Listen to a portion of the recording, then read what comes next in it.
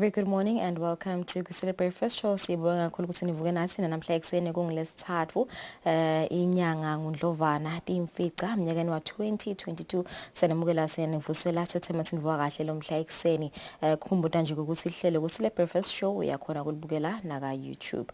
Lesikhathi yasasibukena ngombiko losuka itekolo tempilo. Langani la itolo kuhlelo abantu labangu 870 kwatholala ukuthi labange mashumi lasiphohlongo nababili banawo lomkhuhlane sishiye abantu lababili itolo kanti labasesibhedlela labelashwako balishumi nesikhombisa bese kuthi lasebaluleme inombolo letinsha bangemashumi lamabili nesiphohlongo active cases bona emeko 234 bese kuthi isola wabhedvuka lomkhuhlane lasebawutfolile bangu 68,661 kanti lasabashiye emhlabeni bangu 1,380 lasabagomeka lokuphelele bangu 327,141 lasekuna 28.2% population.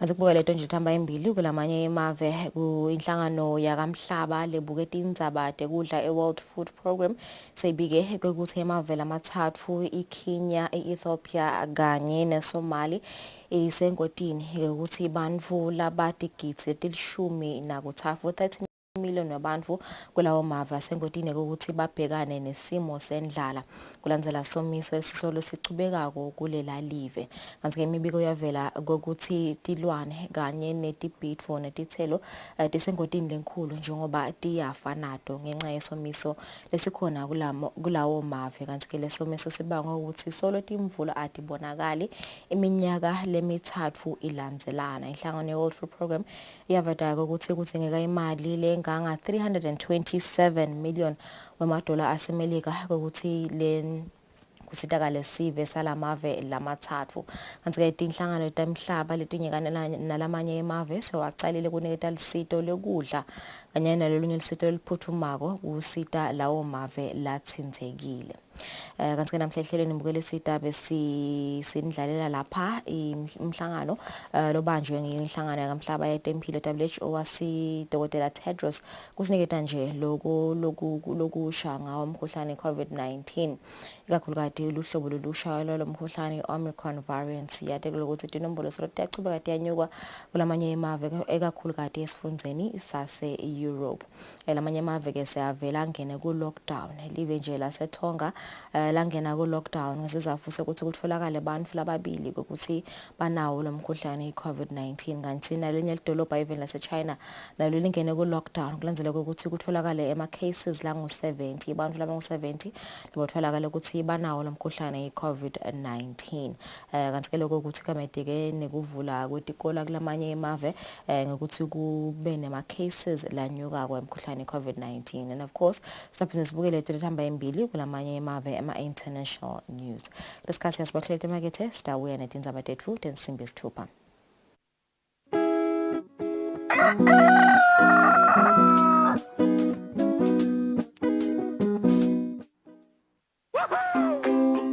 Pay your TV license quickly and easily with MTN Momo. Simply dial *007 *3 hash and select option 8 for TV license. Enter your national ID number as your reference and the amount you wish to pay. Then enter your PIN to confirm your payment. Once your payment has been made, you'll receive a confirmation SMS of your payment. If you're a first-time payer, you get another SMS for your TV license. So legalize your entertainment from the comfort of your home.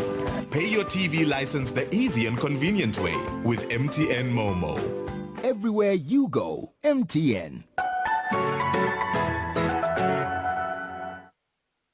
Kabanga nge magama nginkunzi ngiligabazi qabanga nge magama nginkunzi ngiligabazi nge kugitsa ngiliqhuma kephana uyabona mina wena uma ngikubona kuvele kuthi ngigiye loluthando lolapha kimi ngiligiyele wena naloku bathi love is blind kephana uyabona ke wena ungenta ngilibuke ngalelinye liso luthando liso mine sengilibonile thombi lemnyama wena ungilethela kukhanya sakho sikhumba siyashelela kube shengazuthi ucobisa ikhalamine mina ngiyakushela sengize ngiyakhala man umuhle njengengilozi ungqwele mine ngawe ngigqwele kithi sibayeni tinkhomo tigqwele wena ungeta kutotibala mine ngiyakwela ubeshe ngathi ngishaya idibala khosatana uyabona thina sinawe uma singatana sinenkosi singatana ingani phela wena uliphovela pho vela phela lapha kimi ungithele ngalomthombo wakho weluthando kona ngiyadada ukuthi ngisishimane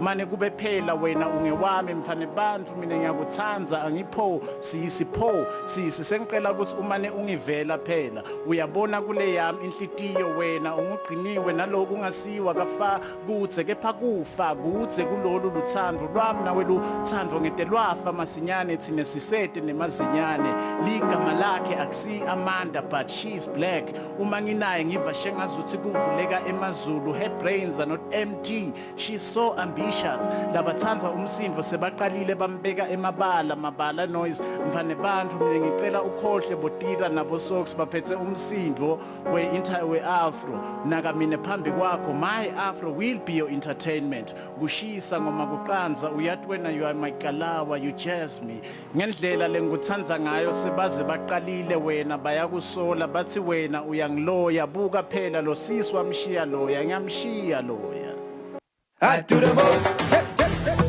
Watch local TV on the go with the Eswatini TV app for only 20 emalangeni. Come on. Do the most with Eswatini TV app. Download from Google Play Store or App Store. We're good together. Everywhere you go, MTN.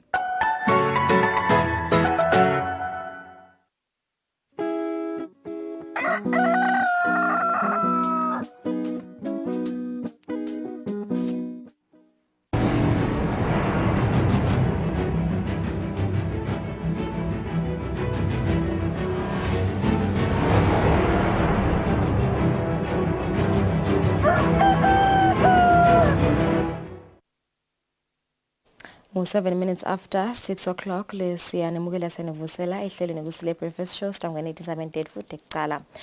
Mvunankulu Cleopas Dlamini sewubuyile ekhaya kulandzela luhambo lwakhe laseveni lase-Ethiopia lapho bekomelela khona silo inkosi Mswati wesithathu emhlanganweni wabaholi bemave nabohulumende. Kulo mhlangano kukhulunyiswe kabanti indzaba yokuthi ilivekati le-Afrika letikhicitele kudla lokwanele lokunemsoco netindzaba tekuphepha kulesifundza. Sewubuyile ekhaya Mvunankulu Cleopas Dlamini Mvunankulu bekakathe akulela laseTopia kuyongenela umhlangano wemave ebunye beAfrika wema35 lebe ubuka ukuthi live leAfrika lingathuthuka kanjani etindzabeni tekudla lokwanele abeka ngaluhambo lwakhe Mvunankulu ukuthi letinye tindzaba letikhulunyisiwe tindzaba tekuphepha evakatini leAfrika lapho nelaseswatini liwufakile umbono walo kulomhlangano ngepresident Macky Sall waseSenegal ukhethwe ukuthi abe ngusihlalo lomusha walomnyaka kulenhlangano yebuve baseAfrika uthatha ke uMangameli Tshisekedi wase-DRC umgomo lomkhulu walomhlangano noma siqubulo lesikhulu bekukuthi kube nesiciniseko sekuthi kube nekudla dokunemsoco phindze futhi kube nekudla lokwanele eveni laseAfrika ngakho kube sihambe nje neminister velele bukelene nato tekulima kukhona ke tinqumo letithethwe kulomhlangano thethwe baholi letifaka naku lokulandzelako ukuthi tekuthula netekuvikela eAfrika tiqiniseke kuze kusele live la kangwane lito laseAfrika litophepha futhi likhone ukuthi lidevelope ngoba phela kulikhona ukuthi live lingadevelopa uma ngabe kunetimpi ngala kuliwa live kangwane ke livele nalo lafaka live lalo lagcizelela lokuthi kumgcoka kakhulu ukuthi lelaseAfrika libe nekuthula kuphindzeke kwadunyiswa kakhulu umongameli welive laseAfrika mongameli ilase South Africa mongameli Cyril Ramaphosa ngembiko wakhe la wetfulile ngalokwendiwa ngilela live lase South Africa ukuthi kuze kufike esigabeni sokuthi iSouth Africa nayo ibe ngilenye yemave lase awakha lemijovo yabo COVID-19 yokuthi kuvikela iCovid-19. Ndvunankhulu ufikele esikhumulweni setindiza eKing Mswati the 3rd International Airport kanti-ke bekahambe nendvuna yetangaphandle Thulidladla nendvuna yetekulima Jabulani Mabuza njengoba tindzaba tekudla nguletinye letikhulunyisiwe. Kutohlangabeta ndvunankhulu betikhona-ke tindvuna tembuso kufaka ekhatsi indvuna yetemidlalo Harris Bulunga. Etindzabeni ngingiyani Msibi ngiseKing Mswati the 3rd International Airport. Kanti ngakulokunye ndvunankhulu sewekhude ngemavili agcinile kungatiphatsi kahle kwesive etinkundleni tekuchumana lapho khona sive sesibonakala silahlekelwa inhlonipho ngalabadzala belive. Umuntu angekhuda nje ukuthi sekusho kuba betetinhlitiyo temaswati nangabe utawuthi umuntu noma ngibani nje agula kube khona labacabanga ukuthi bangagiya ngako lokho kusho ukuthi vele asasilo live sekutawaya khona ukuthi noma siva ukuthi ukhona loshonile sihambe siyohlabelela lapho sigiye ngako. So siyakwekhuda vele siyakukhondema angathi yini igama lekhondema ngeSiswati ukuthi akwendiwa akusiso Siswati noma ngabe sitha sakho noma ngabe ngubani letha lo ukuthi lo muntu lo lesikhuluma ngaye umphathi welive umholi awu asikwadi asibathi sibacondzene sibathunywe ngibani. Lokuthi bakhona labathi bafuna kutohlasela i-airport angadi singemaswati nathi siyakubuta nje ukuthi batawutholani for what useful purpose. Khona inalinye Swati lo ngathi wena lothi ufuna kusita emaswati ungalisita ngekuthi ubulale lokukhona. Ngicabanga abantu abaphilako labo angathi noma ungabathi shito nisibabo bani kepha nje nawe uthi uyakubuka akusibo abantu abaphilako vele. Umuntu angasho ukuthi nabete batawuhlangana naloko lebafuna ukuthola kude lesingakusho vele ngoba abaphili vele singasho njalo. Indvuna yelitiko letemcebo waphansi nemandla Peter Bembe ithi leli tiko lisebenzisana nalamanye ematiko ahulumende kude emandi yetimvula latfolwa live angalahleki kepha asebentiselwe letinye tintfo njengekunisela tilimo nekuphehla gesi. Kungmanje emadamu lamakhulu elive lasithupha agcwele ayachitheka ngenxa yetimvula letichubekako lapha eveni. Liveselo liyachubeka nekutfola timvula letishiye emadamu elive agcwele nemifula leminyenti yelive emanti ahamba ngetulu kwemabloho kanti lamanye emabloho lamancane elive abhidlikile. Indvuna yetiko letemcebo waphansi nemandla Peter Bembe ithi leli tiko lisebenzisana nalamanye ematiko ahulumende kucokelela emanti latfolwa live nangenetivula letinyenti kude sive sikhone kunisela tilimo phindze lawo manti asebentiswe kuphehla gesi. Kangwane sinawo emadamu lamakhulu la nemthamo lovakalako sinemithetho ke lekhona yokongiwa kwemanti ukuthi siyahlephulelana nabo makhelwane. Kuloko ke sisebenzisana nelitiko la agriculture ngilo nje leli lihlahlandlela enzabeni yokuthi kube nemadamu latakwenda ukuthi kungabi ngemadamu longelwe ukuthi kutawunatha abantu kuphela noma sitawuphehla gezi kuphela kodwa kufuna kuphindze bese kuyaniselwa kwentiwe agricultural projects. Ngiko ke lengithi noma kungithi labaphethe kuloko kodwa sisebenzisana nalamanye amatiko kude le project itophumelela.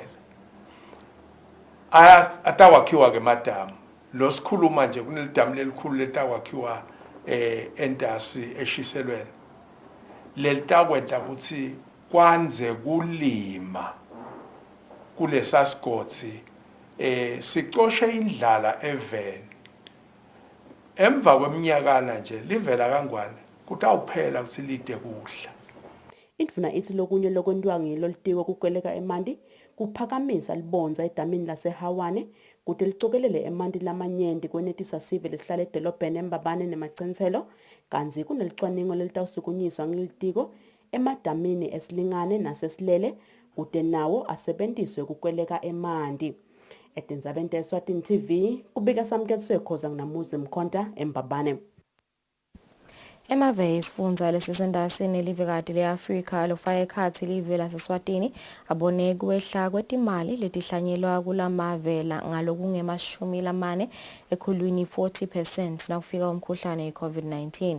Lokhu kuvetwa ngumphatsi wenkampani yahulumende lekhanga abahlanyeli timali Eswatini Investment Promotion Authority Sibani Ngomezulu lochazile ukuthi live kulisitile kusukumisa luhlaka lokuvusa umnotho uma sekuphele umkhuhlane i-COVID-19.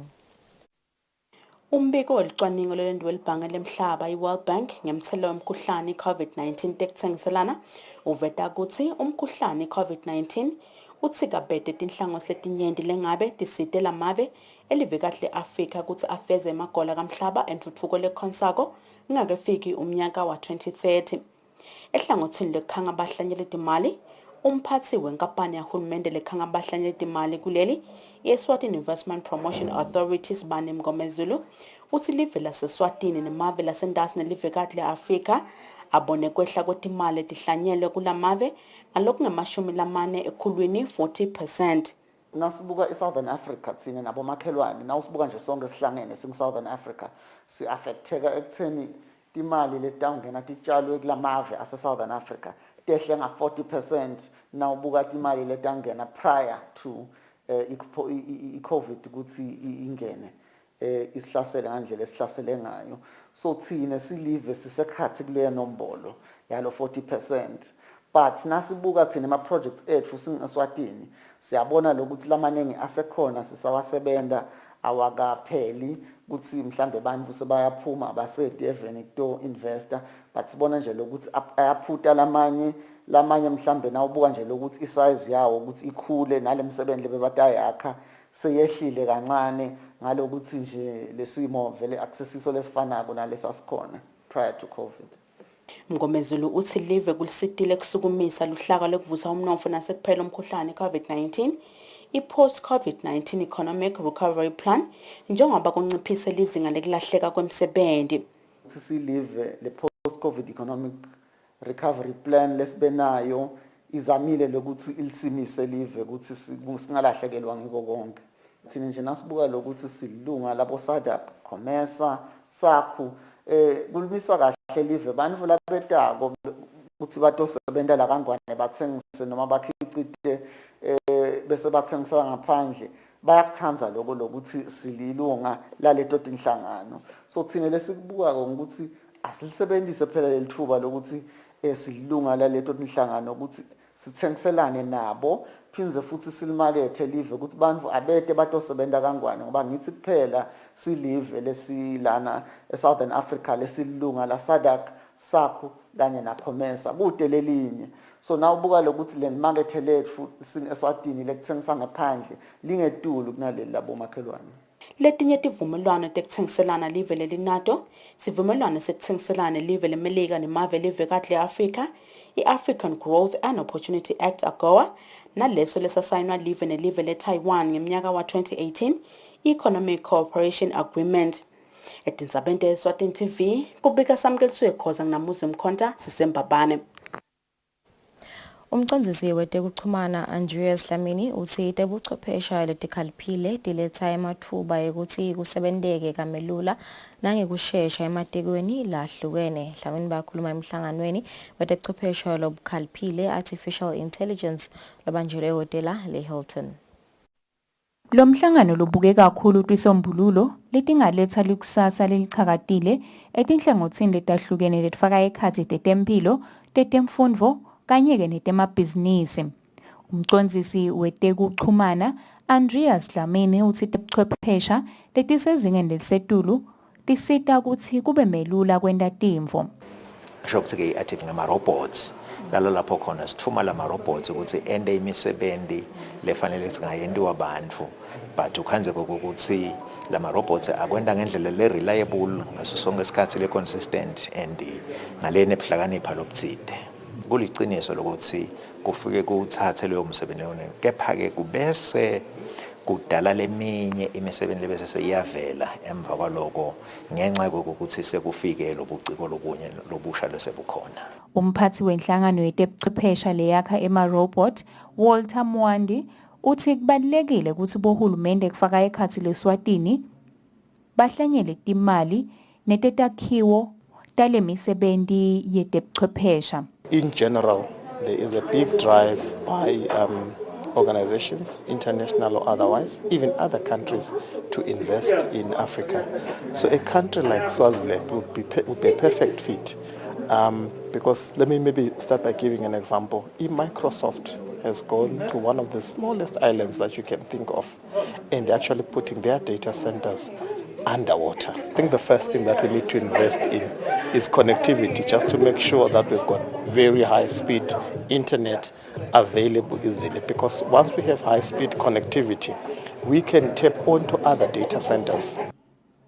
Letinye tikhulumi letfaka ekhatsi Dr. Andile Medfula weNyuvesi yaKangwane, Dr. Fashoto kanye-ke nalabanye bavetile ukuthi artificial intelligence ingasebenziswa kuto temabhizinisi kanye netekulima.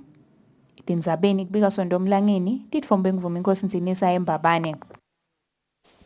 Mapalane welibandla lelibhalisa luhlolo ye-Exams Council Dr. Edmund Mazibuko uthi leli bandla selisemaphethelweni ekwenda imalungiselelo yokubhala luhlolo lwabafundi. Mazibuko uthi kumanje basemkhankasweni wekuhlangana nabo thishelanhloko nalabo labatawugadza abafundi nababhala ema-invigilators kubacecesha ngetinguquko letikhona kulolu hlolo lweminyaka wa 2021. Libandla lelibhalisa luhlolo Exams Council liyachubeka nekwenda emasilungiselelo ekubhalisa luhlolo evikini lelitako. Mapalane waleli bandla Dr. Edmund Mazibuko uthi leli bandla selende emalungiselelo onke njengoba kubhekeke ukuthi bafundi labahlalela luhlolo babe banyenti kunalabajwayelekile.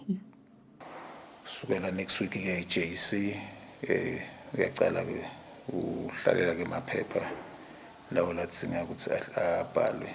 So ke singasho nje ukuthi sesikwendile konke lokubheka ukuthi sikwende nyalo nje nasesenda process licishe ibe sekugcineni lena ukuthi sihlangane nema-invigilators nabaphathi betikolo ukuthi sikhulumise tindzaba tekuthi i-invigilation yema-exams kufanele ukuthi ibe njani nga-2021 examination.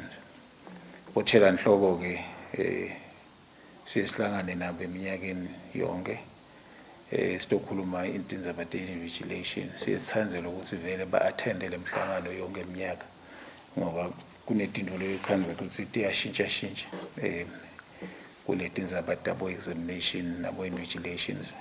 Sibheke ukuthi kulama workshops leswa arrange ukuthi sibe nawo nabo. Sibheke ukuthi amunye umphathi wesikolo etenamunye invigilator kule mihlangano. Sibheke ukuthi ke masebabuyele emuva esikolweni tabo batawuba nemhlangano nalabanye bo-invigilator labaningi laba bacashile leso sikolo leso basherishe information labayifundzile. Mazibuko uthi bakhona abafundi lesebaqalile ukubhala lihlolo njengoba baqale ngekubhala tifundvo temakhono ema-practicals. Etindzabeni kubika Sondomlangeni nginavuma Nkosi Nsinisa ezulwini. Inhlangano ye-Taiwan Africa Vegetable Initiative iTAVI inesifiso sekuthi laseSwatini lichubeke nekukhicita tilimo netibhidvo tesintfu tingashabalali. Inhlangano isebenzisana nelitiko letekulima inemhlangano sikolo yokucecesha abalimisi labachamuka kulo lonke live ngekukhicita tilimo tesintfu. Umhlangano ubanjelwe ehhotela leBethel Court ezulwini. Ngenhloso yokuqinisekisa ukuthi itilimo tesintu atishabalali netitukulwane tiyadikhanza, inhlangano iTaiwan Africa Vegetable Initiative leyatiwa ngeTAVI ngekusebenzisana nelitiko letekulima isukumise umhlangano sikolo wekufundzisa abalimisi ngekulima tilimo tesintu letifaka ekhatsi ligusha, imbuya, mkomeni, tinhlumaya, emacembe, tintsanga, tamatisi nalokunyeke lekumele kulondvoloteke. Inhloso kukhulisa kulima nemkhicito wekudla kwesintu kuleli. Sophia Yang lolisekela lamabhalane kulenhlangano uthi inhloso konga tilimo tesintu lokuhambisana nemgomo welive ikakhulukazi litiko letekulima. Uthi lo msebenzi kumele uphelile ngeminyaka wanga 2023 kanti uyethemba ukuthi labalimisi batawuthola imfundo lefanele bahambe bakwente lebakufundzile. I think this is a very good thing to promote. We all want to bring the good nutrient food to our kids, to our family, and we also want to do it in a very simple, easier way. Monica Moratha longumphathi waloluhlelo uthi kumele kushintshe umcondo wekuthi kudla kwesintu sekuyinto yakadzeni noma ke kulukhula. These are actually nutrient dense vegetables which we need to consume if we want to fight malnutrition in our country, not just in our country, but this is a big problem even in the sub-Saharan Africa, in other parts of the globe. So one of the ways that we can do that is by introducing these vegetables, which are very rich in nutrients. Umlimisi lomkhulu esifundeni sakaHhohho Ntokozo Dlamini uthi lokuhambiswa imbili ngomkhicito wokudla kwesintu lokuyinto labatawuyifundzisa. Once the lifetime of the project expires, everything expires. So may I plead with the extension staff to please make sure that not only this project, but all projects that we have do not expire once those who are funding the initiating of the project leave the country or the project is closed up. Bathi-ke lolu hlelo kumele luye nasetikolweni kulinywe kudla kwesintu khona-ke etikolweni takuleli. Umgomo-ke kuthi ngeminyaka wanga 2023 linani letinhlanyelo letiya etikolweni libe likhulile, sivuno nanaso sibe sikhulile. Kanzi-ke basemkhankasweni wokuthi tinhlanyelo letingu 5,120 tiye etikolweni nakubalimi ngawo lo mnyaka. Lo mhlangano-ke uyachubeka ehhotela leBethel Court. Etindzabeni ngingiyani Msibi ngesezulwini.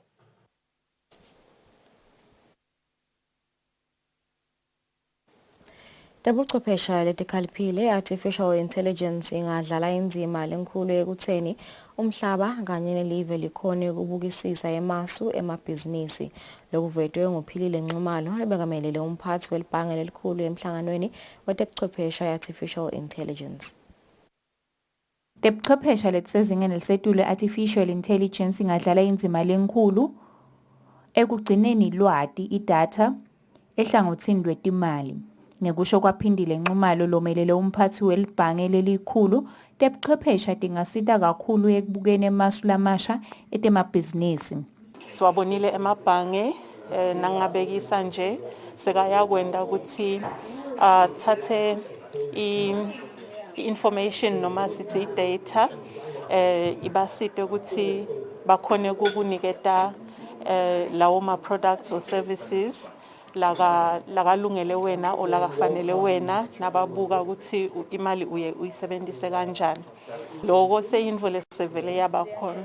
Kukhona nemabhange la tawugcina akhona la ngavuli ema branch konke lesikwendako nabo sikhuluma nabo ngema cell phones, ngema apps noma ku internet. Bonke labo bantu labo bayayisebenzisa le data kuze bakhone kwati ukuthi ngumaphi ama products lekumele bakunikete wona. Kumcoka also ukuthi sikhone ukuthi nasisebenzisa letebuchwephesha lesokukhona nyalo sikhone ukuthi ngwaphi ema business models lamasha lakangasakhela ema revenue streams lamasha. Umcondzisi wetekuchumana etiko letekuchumana Andreas Dlamini uthi litiko letekuchumana nekwatisa liyachubeka nekubuka imitsetfo letawucinisekisa tekuphepha kutebuchwephesha. kunemitsetfo wekuvikela bathenge uma ngabe uthenge waphindza wabhadala usebenzisa lecwephesha i-data i-electronic transactions live kulungiseke konke kokuzama kokuthi sive siphephe etingodini namatsabelangoti langaba khona kuleti tebuciko. Kulomhlangano wetebuchwephesha lenye yetinkinga letivelile ekuthenini tisekelwe ngalokuphelele nguyona indzaba yetekuphepha lokuvetiwe kutsi kutawudzingeka kube nemitsetfo letsite letawengamela ye-artificial intelligence. Etindzabeni kubika Sondomlangeni titfombe ngivuma Inkosi Nzinisa eMbabane. Live laseSwatini lingenele umhlangano ngetindlela tebuchwephesha lobanjwe eveni le-United Arab Emirates kubuka ukuthi umkhuhlane i-COVID-19 ubathikabete kanjani bosomabhizinisi labancane nalabo labasemkhatsini kumave elivekati le-Afrika. Lapha eveni lomhlangano bongenelwe ngumcondzisi welihlangothi lwabosomabhizinisi labancane, itiko letemabhizinisi nekuthengiselana, Mluleki Dlamini. Litiko letemabhizinisi nekuthengiselana ngalesibili lingeni lomhlangano ngetindlela tebuchwephesha lohlelwe inhlangano yakamhlaba lebukotemnotfo elivekatini le-Afrika i-United Nations Economic Commission for Africa, UNECA, kanzi ubanjelwe event le-United Arab Emirates ngaphansi kombukiso we-Dubai Expo 2020 lochubekako. Umcondzisi welihlangothi labosomabhizinisi labancane kuleli tiko Mluleki Dlamini uthi kulomhlangano emave beketfula kutsi bosomabhizinisi labancane bashayeke kanganani ngekufika kwemkhuhlane i-COVID-19, badzinga kubanjiswa njani futhi uma kufika timo letinjena. Uthi kugcine kunconywa kutsi lamave kumele abambisane akhe lihlelo lekwesekela ngetimali labosomabhizinisi ikakhulukati kutekuthengiselana ngaphandle.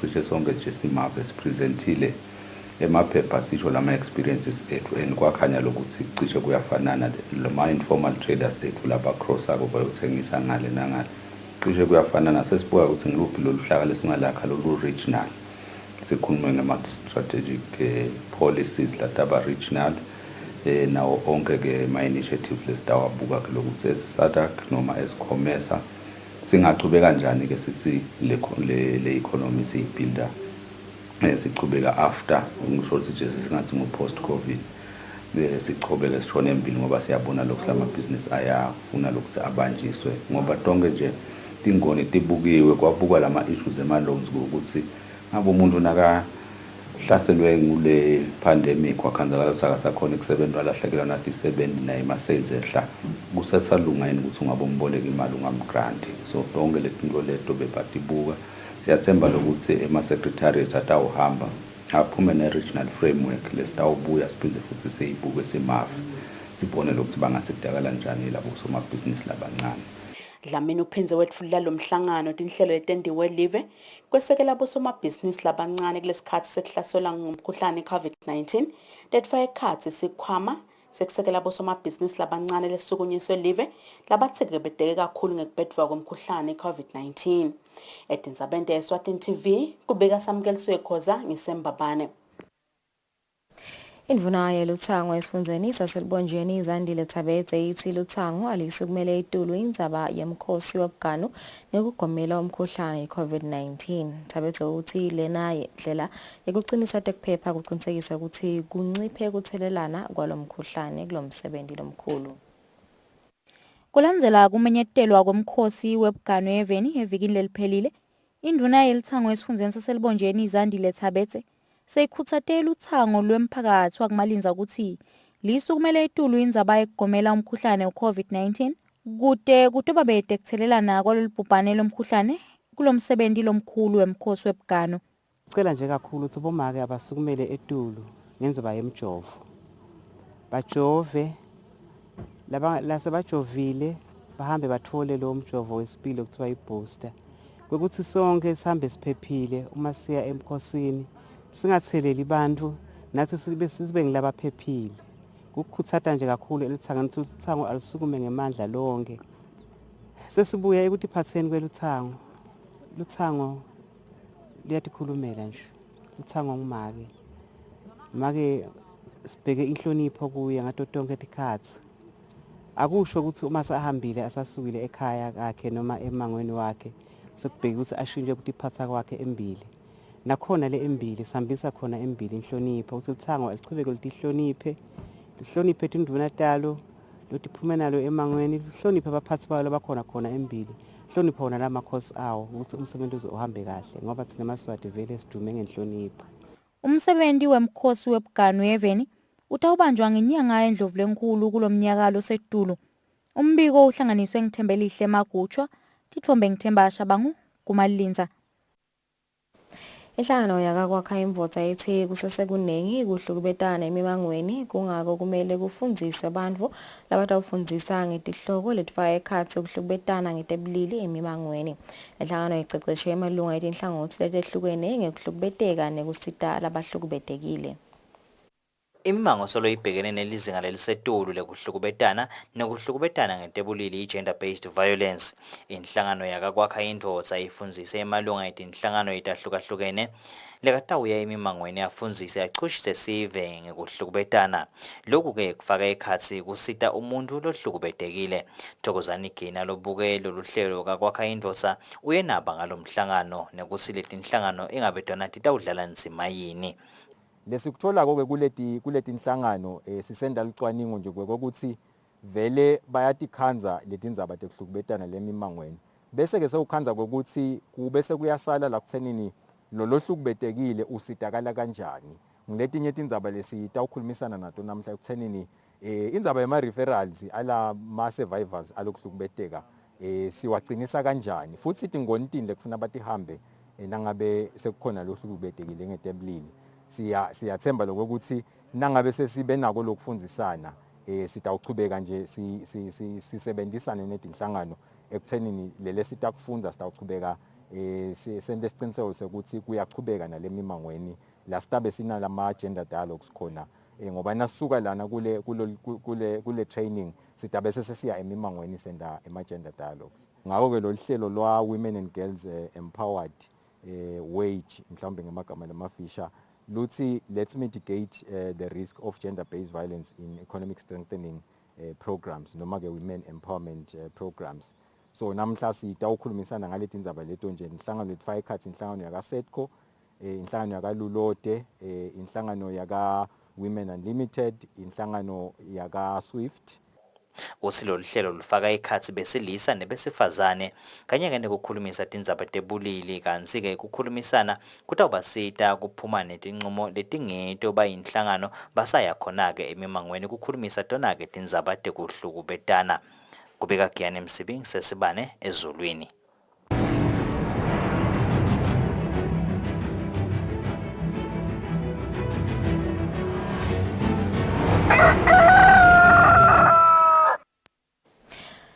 Kutemidlalo, inhlangano ledlalisa umdlalo wamadubane lapha eveni kanye namaqembu alomdlalo alapha eveni sewasukumise umqhudelwano wokucala lowatiwa ngokuthi yi-road race ngemuva kweminyaka lemibili ungadlalwa ngesizatfu semkhuhlane i-COVID-19. Umqhudelwano kubheke ukuthi ubanjwe mhla ka-19 ngenyanga yeNdlovulenkulu kulomnyaka losetulu.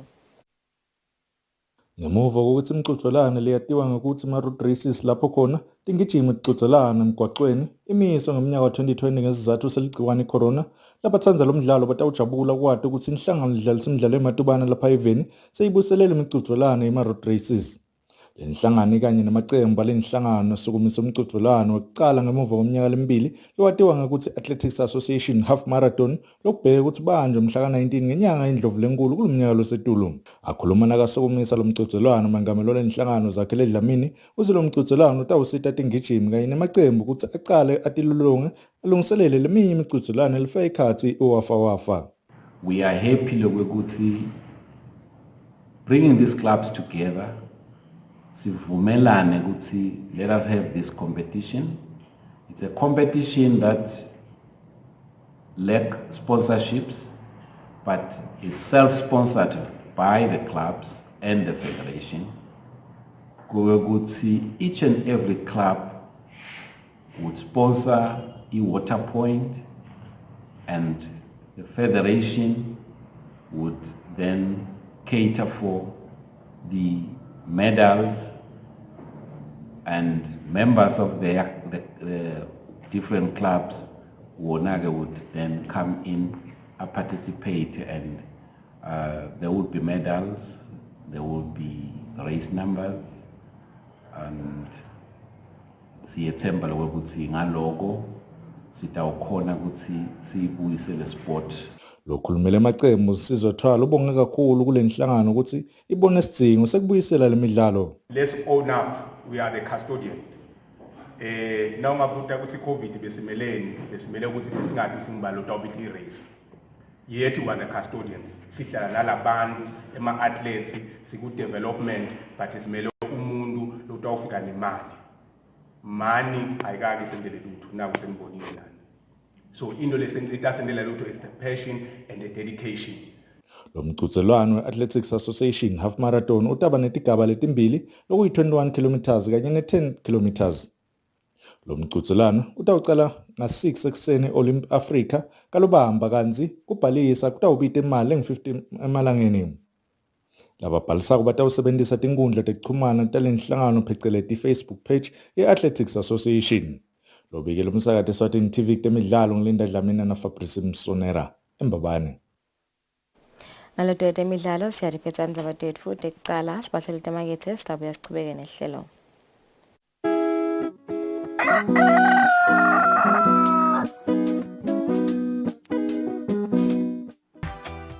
I do the most. Watch local TV on the go with the Eswatini TV app for only 20 emalangeni per month.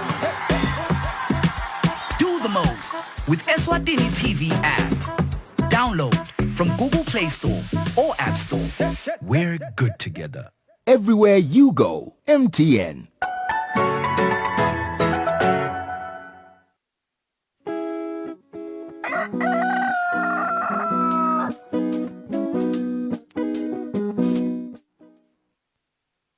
Asimenzele silemukele solobukela hlelo Kusile Breakfast Show sivusele nawe lo sanza kusivulela kulesikhathi sitawuthi kubuka leto lethamba embili kulamanye emave kanti sitawucala eveni lase France lapho khona mengameli Macron so uvetile ukuthi kunencubekela phambili emkhathini kwemsimvulo ecubekako eveni lase Ukraine. The Russian military build-up around Ukraine continues unabated. 6 Russian warships headed to the Black Sea from the Mediterranean Tuesday. Moscow has deployed over 100,000 troops along its border with Ukraine and a further 20,000 in neighbouring Belarus. It is the backdrop for several days of intense diplomacy. French President Emmanuel Macron held talks with his Ukrainian counterpart Volodymyr Zelensky in Kiev Tuesday, a day after his visit to Moscow. Key to ending the crisis, according to Macron, is the implementation of the Minsk agreements, a roadmap aimed at ending the conflict between Russian-backed rebels and government forces in eastern Ukraine. The Minsk agreements are also the best protection of the territorial integrity of Ukraine. Based on the commitment of the two sides, Russian and Ukrainian, we now have the possibility of advancing negotiations. Zelensky agreed there was an opportunity, but said Russian President Vladimir Putin must prove his commitment. Generally, I don't quite trust words. That's why I think that every politician can show his or her openness by concrete deeds.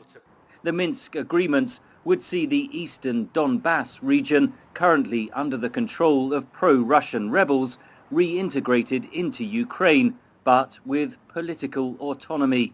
Moscow sees Minsk as a way of re-establishing some form of presence within Ukraine for its pro-Russian forces and stopping Ukraine from formal NATO membership. Ukraine, for exactly the same reasons, opposes it. There are concerns in Ukraine over what President Macron may have offered Russia. The Ukrainians are very suspicious that behind it all, Russia simply wants to give the separatists in the Donbass a veto over any future constitutional arrangement in Ukraine. So the Ukrainians are suspicious that Macron might try and force them to give that away. That explains why Ukraine is trying to calm the situation, says Titov. There is a lot of talk in Kiev and Ukraine more generally about the whole crisis being kind of exaggerated in order to force Ukraine to actually implement the Minsk agreement as a way of kind of coming down, Putin down. Despite those suspicions, analysts say Macron has kept diplomatic channels open. By coming to Moscow and sitting with Putin and giving Putin, if you like, almost the lead in the negotiations, that's exactly what the Russian president really craves for. Whether that will be enough to avert conflict remains to be seen. European diplomatic efforts continue next week when German Chancellor Olaf Scholz is due to visit Moscow for talks with President Putin. Kansala sachubena le ndzaba leyo mengameli Joe Biden wasemelika sohlangene na German Chancellor kukhombisa ukuthi babumbene ngayo indzaba lechubeka kweveni lase-Ukraine. The United States and Germany are in total agreement about imposing harsh consequences if Russia invades neighboring Ukraine, President Joe Biden said Monday, capping his first one-on-one with Germany's new leader. The meeting comes as Russian President Vladimir Putin has amassed more than 100,000 troops along Ukraine's border.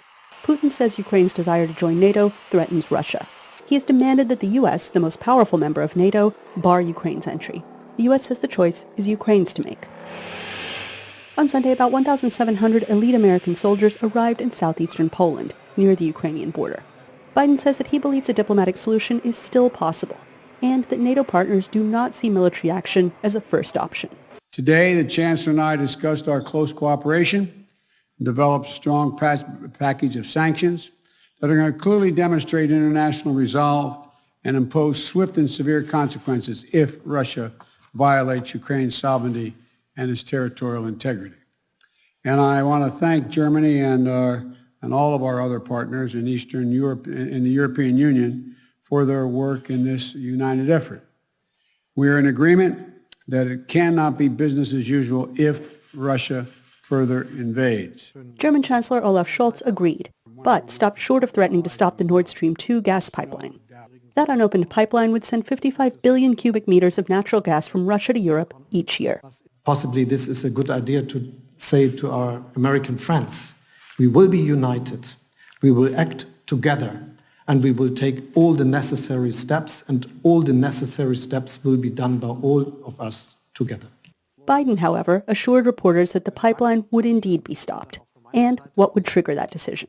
If Russia invades, that means tanks or troops crossing the border of Ukraine again. Then there will be no longer a Nord Stream 2. We will bring an end to it. Former Chancellor Angela Merkel disagreed openly with Biden over the status of the pipeline. That position may be shifting, analysts say, although Scholz is likely to follow Merkel's footsteps in most other ways. So this energy relationship is much deeper than just one gas pipeline. And there, Germany, the differences have been narrowing, I would say, because the German government and indeed Chancellor Scholz himself have acknowledged that in the event of Russian aggression against Ukraine, even the Nord Stream 2 pipeline would be on the table. The stakes are high for those who can hardly afford such a blow.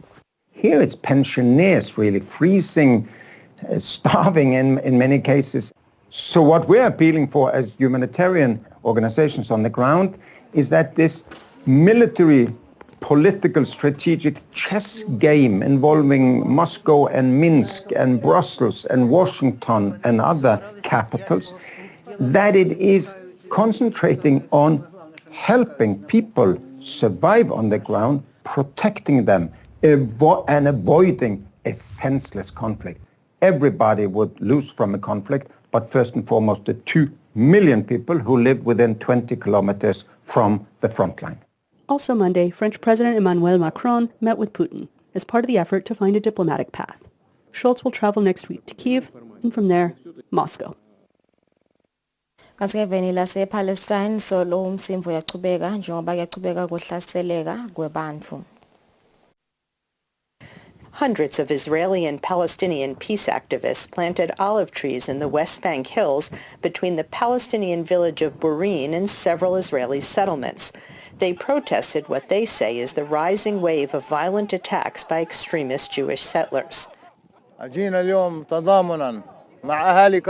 We came here to support our friends in the village of Burin who were attacked by the settlers.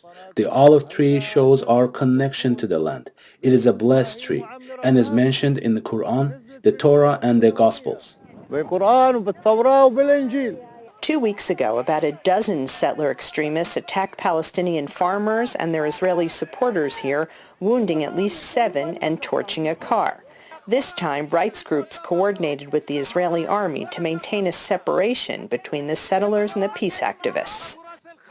We as a group think that what these people are doing is what's called desecration of God's name, Chilul Hashem. And they claim to be representing religion, and I think they're misrepresenting religion. I think that the basic point for us is that Judaism is a religion that sees all human beings as created in God's image, and all human beings are worthy of respect and protection under the law. The UN says there were almost 500 attacks by extremist settlers against Palestinians in 2021 and only a handful of indictments filed. Settler activists say only a few settler extremists are responsible for the attacks and that Palestinian attacks against settlers and soldiers in the West Bank have increased. I was outraged and actually very hurt personally by the violence that was displayed between two groups of Jews despite the circumstances of the event. I'm also very appalled that the violence was a reaction to a group of Jews and Arabs simply coming to till land. Leftist members of the Israeli parliament have condemned the settler attacks and demanded the government do more to stop the extremist violence. There are elements, and I can't describe them other than extremist, nationalist, messianic elements who go out operations that we as the Jewish people suffered from throughout history.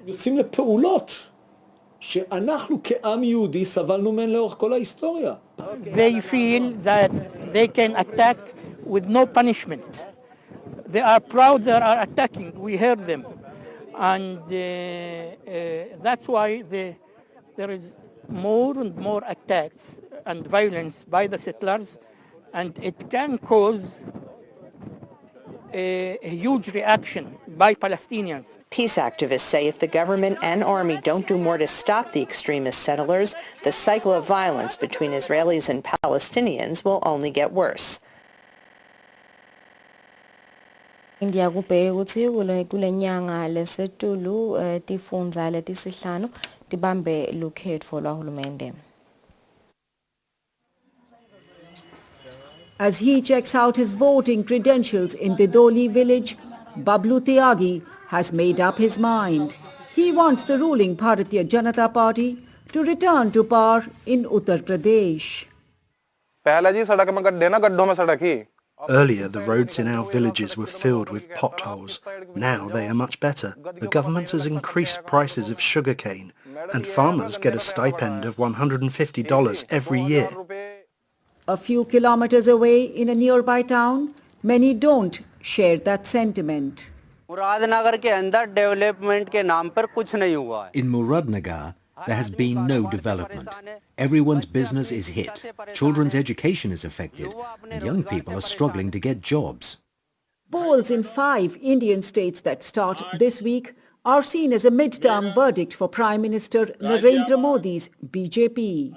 The key test will take place in Uttar Pradesh, India's most populous state that is a political bellwether. Its main rival is a regional party. These rural communities had helped catapult the BJP to power 5 years ago on its promises of development, jobs and better incomes for farmers.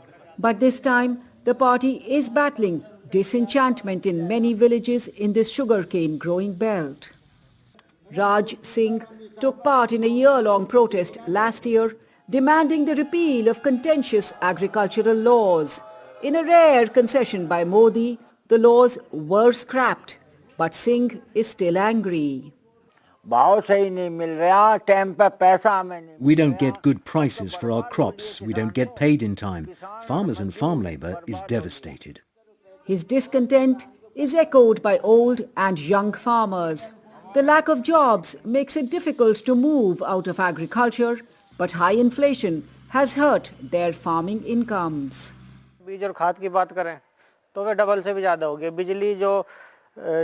Whether you take seeds, fertilizers, or electricity, prices have shot up. So our incomes have not kept pace with expenses. From that point of view, farmers are losers. Some here also accuse the state's chief minister, Yogi Adityanath, a Hindu priest, of using religious issues to win votes of the majority Hindu community. The BJP government has created a divide between Hindus and Muslims. We always lived like brothers. The BJP says it treats all communities equally. It says it has restored law and order in a state with a high crime rate. Some agree.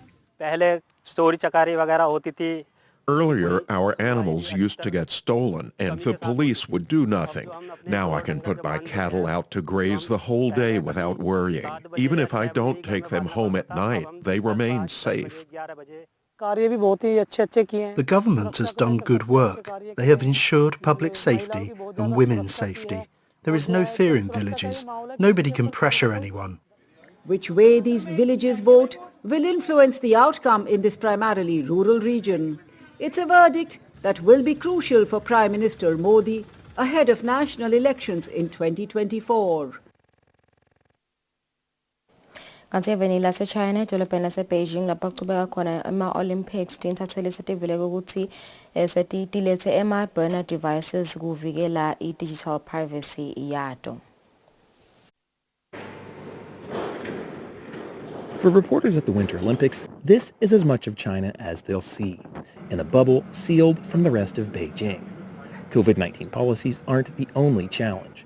Another is digital privacy, and journalists are taking extraordinary steps to protect it. I set up a burner computer, which is what we're talking on right now. I have a burner phone. I even have a burner iPad with me just to be doubly sure. So, none of my usual identities are on that. Most of my accounts aren't logged into while I'm here. It's the cost of reporting in China, one of the world's most hostile countries for journalists. This is a very surveilled country, and it's run by a government that's known to do a lot of state-sponsored hacking and gathering of massive amounts of personal data, both internally and allegedly externally. This week, the Foreign Correspondents Club of China warned media freedom is declining at breakneck speed. It cited growing threats of legal action and state-backed attacks against foreign journalists. So far, those reporting from the Olympics bubble have reported no problems, even if they have limited mobility. We can operate as reporters in the closed loop without restrictions, but the restrictions inherent in the closed loop prevent us from, doing the kind of reporting that, someone who is a foreign correspondent here would, do year round. It's a necessary trade-off, says Australian journalist Eric Bagshaw. Essentially, you're submitting yourself to such total surveillance that there's almost freedom in that. There's cameras absolutely everywhere, but you're not looking over your shoulder wondering if you're being tailed because you're speaking to a Chinese dissident. But even this kind of reporting has its challenges. During our interview, Bagshaw was interrupted by authorities, reminding him of a required COVID test. I just need to finish this video interview, and then I'll come down. I'll be there in 10 minutes, if that's okay. Thank you very much. Bye. There you go. Right on it. Just another challenge of reporting during a pandemic in China. 1 minute before 7 o'clock, stipesela potin zabatefu leti biagla manye mave asbahlelete magetes tamene tinzaba tenses kumbisa.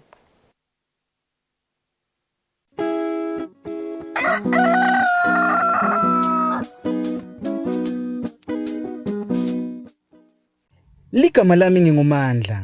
Ngilashelwa sifo se-TB kanye ne-COVID. Ngithatha yonke imithi yami njengoba bangiyala betempilo.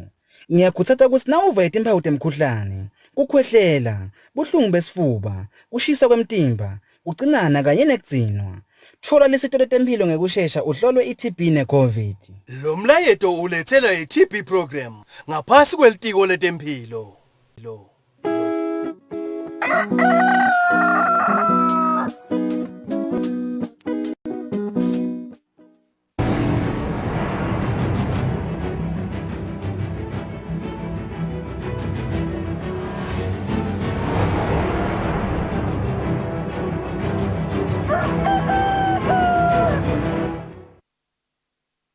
Welcome back. Solobula hlelo Kusile breakfast show lesikhathi sidawungena 1978 futhi ensimbi esikhombisa.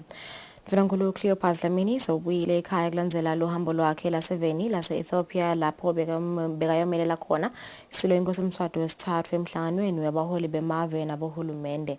Kulomhlangano kukhulunyiswe kabanti indzaba yokuthi ilivekati le-Afrika letikhicitele kudla lokwanele lokunemsoco kanye netindzaba tekuphepha kulesifundza.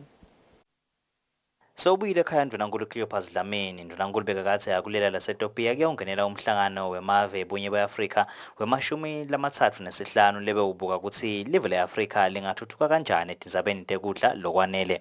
Abeka ngalohambo lwakhe Mvelankulu ukuthi letinye tindzaba letikhulunyisiwe tindzaba tekuphepha evakatini leAfrika lapho nelaseswatini liwufakile umbono walo.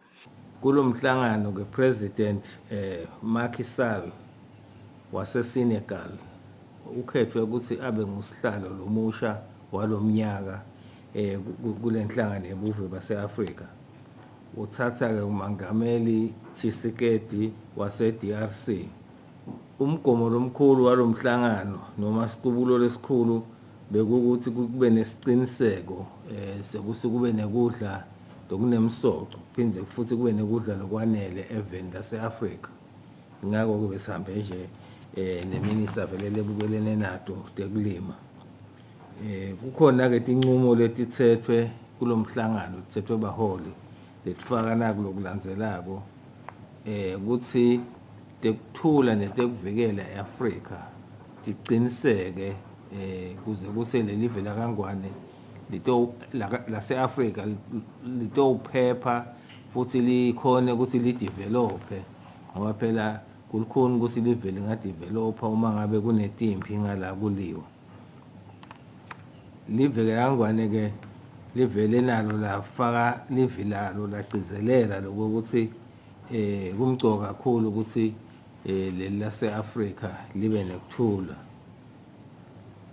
Kuphindzeke kwadunyiswa kakhulu umongameli welive lase-Afrika, mongameli lase-South Africa, mongameli Cyril Ramaphosa ngembiko wakhe la wetfulile ngalokwentiwa ngilela live lase-South Africa ukuthi kuze kufike esigabeni sokuthi i-South Africa nayo ibe ngilenye yemave lase-awakha lemijovo yabo COVID-19 yokuthi kuvikela i-COVID-19. Mvelankulu ufikile esikhumulweni setindiza eKing Mswati the 3rd International Airport kanti-ke bekahambe nendvuna yetangaphandle Thulidladla nendvuna yetekulima Jabulani Mabuza njengoba tindzaba tekudla nguletinye letikhulunyisiwe. Kodwa uhlangabeta Mvelankulu betikhona-ke tindvuna tembuso kufaka ekhatsi indvuna yetemidlalo Harris Bulunga. Etindzabeni ngingiyani Msibi ngiseKing Mswati the 3rd International Airport. Akulokunye Mvelankulu sewekude ngemavi lagcinile kungatiphatsi kahle kwesive etinkundleni tekuchumana lapho kona sive sesibonakala silahlekelwa inhlonipho ngalabadzala belive. Umuntu angekhuta nje ukuthi sekusho kuba betetinhlitiyo temaswati nangabe utawuthi umuntu noma ngibani nje agula kube khona labacabanga ukuthi bangagiya ngako lokho kusho ukuthi vele asasilo live sekutaka khona ukuthi noma siva ukuthi ukhona loshonile sihambe siyohlabelela lapho sigiye ngako. So siyakwekhuta vele siyakukhondema angathi yini igama lekhondema ngeSiswati ukuthi akwendiwa akusiso Siswati noma ngabe sisa sakho noma ngabe ngubani letha lo ukuthi lo muntu lo lesikhuluma ngaye umphathi welive umholi awu asikwadi asibathi sibaconzene sibathunywe ngubani lokuthi bakhona labathi bafuna kutohlasela i-airport angadi singemaswati nathi siyabuta nje ukuthi batawutholani for what useful purpose khona inalinye swati lo ngathi wena lokuthi ufuna kusita emaswati ungalisita ngokuthi ubulale lokukhona ngicabanga sibantu abaphilako labo angathi noma ungabathi ishido nisibabo bani kepha nje nawe uthi uyakubuka akusibo bantu abaphilako vele umuntu angasho ukuthi nabete batawuhlangana naloko lebafuna ukuthola kude lesingakusho vele ngoba abaphili vele singasho njalo. Indvuna yelitiko letemcebo waphansi nemandla Peter Bembe ithi leli tiko lisebenzisana nalamanye ematiko ahulumende kude imande etimvula latfolwa live angalahleki kepha asebendiselwe letinye tintfo njengekunisela tilimo nekuphehla gesi. Kungmanje emadamu lamakhulu elive lasithupha agcwele ayachitheka ngenxa yetimvula letichubekako lapha eveni. Liveselo liyachubeka nekutfola timvula letishiye emadamu elive agcwele nemifula leminyenti yelive emanti ahamba ngetulu kwemabloho kanti lamanye emabloho lamancane elive abhidlikile. Indvuna yetiko letemcebo waphansi nemandla Peter Bembe ithi leli tiko lisebenzisana nalamanye ematiko ahulumende kucokelela emanti latfolwa live nangetivula letinyenti kude sive sikhone kunisela tilimo phindze lawo manti asebenziswe kuphehla gesi. Kangwane sinawo emadamu lamakhulu la nemthamo lovakalako sinemithetho ke lekhona yokongiwa kwemanti ukuthi siyahlephulelana nabo makhelwane kuloko ke sisebenzisana nelitiko laka agriculture ngilo nje leli lihlahlandlela enzabeni yokuthi kube nemadamu latakwenda ukuthi kungabi ngemadamu longelwe ukuthi kutawunatha abantu kuphela noma sitawuphehla gesi kuphela kodwa kufuna kuphindze bese kuyaniselwa kwentiwe agricultural projects ngiko ke lengithi noma kungithi labaphethe kuloko kodwa sisebenzisana nalamanye amatiko kude le project itophumelela atawakhiwa ke madamu lo sikhuluma nje kunelidamu lelikhulu letawakhiwa entasi eshiselweni lelitakwenda ukuthi kwanze kulima kulesa sigodi sicoshe indlala eveni emva kweminyakana nje livela kangwane kutawuphela ukuthi lide kudla.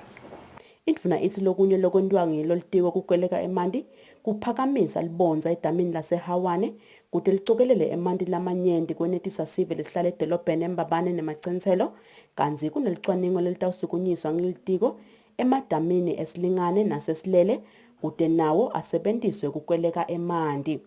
Etindzabeni teSwatini TV kubika samkeliswe khoza nginamuzi Mkhonta eMbabane. Emave isifundza lesisindasi nelivekati le-Afrika lufake ekhatsi live laseswatini abone kwehla kwetimali letihlanyelwa kulamave ngalokungemashumi ekhulwini 40% nakufika umkhuhlane i-COVID-19. Lokuvete umphathi wenkampani yahulumende lekhanga abahlanyele timali ye-Eswatini Investment Promotion Authority Sibani Mngomezulu luchazile ukuthi ilive kulisitile kusukumisa luhlaka lokuvusa umnotho uma sekuphele umkhuhlane i-COVID-19. Umbiko welicwaningo lolwendiwe libhange lemhlaba i-World Bank ngemthelo wemkhuhlane i-COVID-19 tekutsengiselana uveta ukuthi umkhuhlane i-COVID-19 utsikabhede tinhlangosi letinyenti lengabe tisite lamave elivekati le-Afrika ukuthi afeze emagola kamhlaba entfutfuko lekhonsako ngakefiki umnyaka wa 2030. Ehlangothini lekhanga abahlanyele timali umphathi wenkampani yahulumende lekhanga abahlanyele timali kuleli i-Eswatini Investment Promotion Authority Sibani Mngomezulu uthi live laseswatini nemave lasendasi nelivekati le-Afrika abone kwehla kwetimali etihlanyelwe kulamave ngalokungamashumi ekhulwini 40%. Nasibuka eSouthern Africa thina nabomakhelwane nawusibuka nje sonke sihlangene singu-Southern Africa si-affecteka ekutheni timali letawungena titshalwe kulamave ase-Southern Africa tehle nga-40% nawubuka timali letangena prior to i-COVID ukuthi ingene isihlasele ngandlela esihlasele ngayo. So thina silive sisekhathi kuleyo nombolo yalo 40%. But nasibuka thina ama-projects ethu singu-Eswatini siyabona lokuthi lamaningi asekhona sisawasebenta awakapheli ukuthi mhlambe bantu sebayaphuma abasedi even to investor, but sibona nje lokuthi ayaphuta lamanye mhlambe nawubuka nje lokuthi isize yawo ukuthi ikhule nalemsebenzi lebebatayakha seyehlile kancane ngalokuthi nje lesimo vele akusesiso lesifanako nalesasikhona prior to COVID. Mngomezulu uthi live kulisitile kusukumisa luhlaka lokuvusa umnotfo nasekuphela umkhuhlane COVID-19 i-post-COVID-19 economic recovery plan njengoba kunciphise lizinga lekulahleka kwemsebenzi. Silive le post-COVID economic recovery plan lesibenayo izamile lokuthi ilisimise live ukuthi singalahlekelwa ngiko konke. Thina nje nasibuka lokuthi silunga labo SADC, COMESA, SACU kulimiswa kahle live bantu labetako ukuthi batosebenta la kangwane bathengise noma bakhicite bese bathengisa ngaphandle bayakuthanza lokho lokuthi sililunga laleto tinhlangano. So thina lesikubuka ukuthi asilisebenzise phela lelithuba lokuthi sililunga laleto tinhlangano ukuthi sithengiselane nabo phinze futhi silimakethe live ukuthi bantu abete batosebenta kangwane ngoba ngithi kuphela silive lesilana eSouthern Africa lesilunga la SADC, SACU kanye na COMESA kude lelinye. So nawubuka lokuthi le market lethu singu-Eswatini lekuthengisa ngaphandle lingetulu kunaleli labomakhelwane. Letinye tivumelwano tekuthengiselana live lelinato sivumelwano sekuthengiselana live leMelika nemave livekati le-Afrika i-African Growth and Opportunity Act AGOA naleso lesasayinwa live nelive le-Taiwan ngeminyaka wa-2018 Economic Cooperation Agreement. Etindzabeni Eswatini TV kubika samkeliswe khoza nginamuzi Mkhonta sisembabane. Umcondzisi wetekuchumana Andreas Dlamini uthi tebuchwephesha letikhalphile tiletsa ematfuba ekuthi kusebenteke kamelula nangekushesha ematikweni lehlukene. Dlamini bakhuluma emhlanganweni wetekuchwephesha lokhalphile artificial intelligence lobanjelwe ehhotela leHilton. Lo mhlangano lobuke kakhulu twisombululo letingaletha likusasa lelichakatile etinhlangothini letahlukene letfaka ekhatsi tetempilo, tetemfundvo kanye-ke netemabhizinisi. Umcondzisi wetekuchumana Andreas Dlamini uthi tebuchwephesha letisezingeni lelisetulu tisita kutsi kube melula kwenta tintfo. Kusho ukuthi artificial intelligence leyo ngema-robots lapho khona sithuma lama-robots ukuthi ende imisebenzi lefanele singayentiwa abantu, but ukhanze kokuthi lama-robots akwenda ngendlela le-reliable ngaso sonke isikhathi le-consistent and ngaleni ebuhlakanipha lobutside. Kuliciniso lokuthi kufike kuthathe leyo msebenzi kepha-ke kubese kudala leminye imisebenzi lebese seyiyavela emva kwaloko ngenxa yokuthi sekufike lobuciko lobunye lobusha lesebukhona.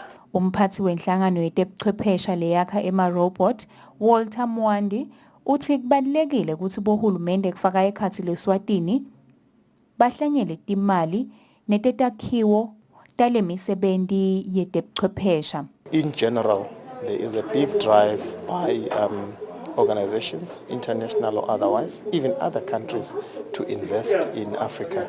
So a country like Swaziland would be a perfect fit. Because let me maybe start by giving an example. If Microsoft has gone to one of the smallest islands that you can think of, and they're actually putting their data centers underwater. I think the first thing that we need to invest in is connectivity, just to make sure that we've got very high-speed internet available easily. Because once we have high-speed connectivity, we can tap onto other data centers. Letinye tikhulumi letfaka ekhatsi Dr. Andile Medfula weNyuvesi yaKangwane, Dr. Fashoto kanye-ke nalabanye bavetile kutsi artificial intelligence ingasebentiswa kuto temabhizinisi kanye netekulima. Tindzabeni kubika Sonto Mlangeni titfombe ngivumi Nkosi Nsinisa embabane. Wapalane welibandla lelibhalisa luhlolo ye-Exams Council Dr. Edmund Mazibuko uthi leli bandla selisemaphethelweni ekwenta imelungiselelo ekubhala luhlolo lwabafundi. Mazibuko uthi kumanje basemkhankasweni wokuhlangana nabothishela nhloko nalabo labatawugada abafundi nababhala ama-invigilators kubacecesha ngetinguquko letikhona kulolu hlolo. Libandla lelibhalisa luhlolo Exams Council liyachubeka nekwenta emasilungiselelo ekubhalisa luhlolo evikini lelitako. Mapalane walelibandla Dr. Edmund Mazibuko uthi lelibandla selende emalungiselelo onke njengoba kubhekeke ukuthi bafundi labahlalela luhlolo babe banyenti kunalabajwayelekile. Sukela next week ke JC uyacala ke uhlalela ke maphepha lawo latsinga ukuthi abhalwe. So ke singasho nje ukuthi sesikwendile konke lokubheka ukuthi sikwende nyalo nje nasesenda process licishe ibe sekugcineni lena ukuthi sihlangane nema-invigilators nabaphathi betikolo ukuthi sikhulumise tindzaba tekuthi i-invigilation yema-exams kufanele ukuthi ibe njani nga-2021 examination. Bothela nhloko ke sihlangane nabo eminyakeni yonke sitokhuluma indzaba te-invigilation. Siyasithandzela ukuthi vele ba-attende le mhlangano yonke eminyaka ngoba kunetinto lekhanza ukuthi tiyashintsha kuleti ndzaba tabo examination nabo invigilations. Sibheke ukuthi kulama workshops leswa arrange ukuthi sibe nawo nabo. Sibheke ukuthi amunye umphathi wesikolo etena munye invigilator kule mihlangano. Sibheke ukuthi ke masebabuyele emuva esikolweni tabo batawuba nemhlangano nalabanye bo-invigilator labaningi laba bacashile leso sikolo leso basharishe information labayifundzile. Mazibuko uthi bakhona abafundi lesebaqalile ukubhala luhlolo njengoba baqale ngekubhala tifundvo temakhono ema-practicals. Etindzabeni kubika Sondomlangeni nginavumkhosi Nzinisa ezulwini. Inhlangano e-Taiwan Africa Vegetable Initiative inesifiso sekuthi Eswatini lichubeke nekukhicita tilimo netibhidvo tesintfu tingashabalali. Lenhlangano ngekusebenzisana nelitiko letekulima inemhlangano sikolwa yokucecesha balimisi labachamuka kulo lonke lelive ngekukhicita tilimo tesintfu. Emhlangano ubanjelwe ehhotela le-Bethel Court ezolweni. Ngenhloso yokuqinisekisa ukuthi itilimo tesintfu atishabalali netitukulwane tiyatikhanza, inhlangano i-Taiwan Africa Vegetable Initiative liyatiwa ngeTAVI ngekusebenzisana nelitiko letekulima isukumise umhlangano sikolwa wekufundzisa abalimisi ngekulima tilimo tesintfu letifaka ekhatsi ligusha, imbuya, mkomeni, tinhlumaya, emacembe, tintsanga, tamatisi nalokunyeke lekumele kulondvoloteke. Inhloso kukhulisa kulima nemkhicito wekudla kwesintfu kuleli. Sophia Yang lolisekela lamabhalane kulenhlangano uthi inhloso konga tilimo tesintfu lokuhambisana nemgomo welive ikakhulukazi litiko letekulima. Uthi lo msebenzi kumele uphelile ngeminyaka wanga-2023 kanti uyethemba ukuthi labalimisi batawuthola imfundo lefanele bahambe bakwente lebakufundzile. I think this is a very good thing to promote. We all want to bring the good nutrient food to our kids, to our family, and we also want to do it in a very simple, easier way. Monica Morata longumphathi waloluhlelo uthi kumele kushintshe umcondo wekuthi kudla kwesintfu sekuyintwe yakadzeni noma ke kulukhula. These are actually nutrient-dense vegetables which we need to consume if we want to fight malnutrition in our country, not just in our country, but this is a big problem even in the sub-Saharan Africa and other parts of the globe. So one of the ways that we can do that is by introducing these vegetables which are very rich in nutrients. Umlimisi lomkhulu esifundeni sakaHhohho Ntokozo Dlamini uthi lokuhambiswa imbili ngomkhicito wokudla kwesintfu lokuyintwe labatawuyifundzisa. Once the lifetime of the project expires, everything expires. So may I plead with the extension staff to please make sure that not only this project, but all projects that we have do not expire once those who are funding the initiating of the project leave the country or the project is closed up. Bathi-ke lolu hlelo kumele luye nasetikolweni kulinywe kudla kwesintu khona-ke etikolweni takuleli. Umgomo-ke kuthi ngeminyaka wanga-2023 linani letinhlanyelo letiya etikolweni libe likhulile, sivuno nanaso sibe sikhulile. Kanzi-ke basemkhankasweni wokuthi tinhlanyelo letingu-5,120 tiye etikolweni nakubalimi ngawo lo mnyaka. Lo mhlangano-ke uyachubeka ehhotela le-Bethel Court. Etindzabeni ngingiyani Msibi ngesezulwini. Lobuchwepheshe letikhalphile i-artificial intelligence ingadlala indima lenkulu ekutheni umhlaba kanye nelive likhone ukubukisisa emasu emabhizinisi. Lokhu kuvetwe nguPhilile Nxumalo obekamelele umphathi welibhange lelikhulu emhlanganweni wetebuchwepheshe i-artificial intelligence. Tebuchwepheshe letisezingeni elisetulu artificial intelligence ingadlala indima lenkulu ekugcineni lwati idata ehlangothini lwetimali. Ngekusho kwaPhindile Nxumalo lomelele umphathi welibhange lelikhulu, tebuchwepheshe tingasita kakhulu ekubukeni emasu lamasha etemabhizinisi.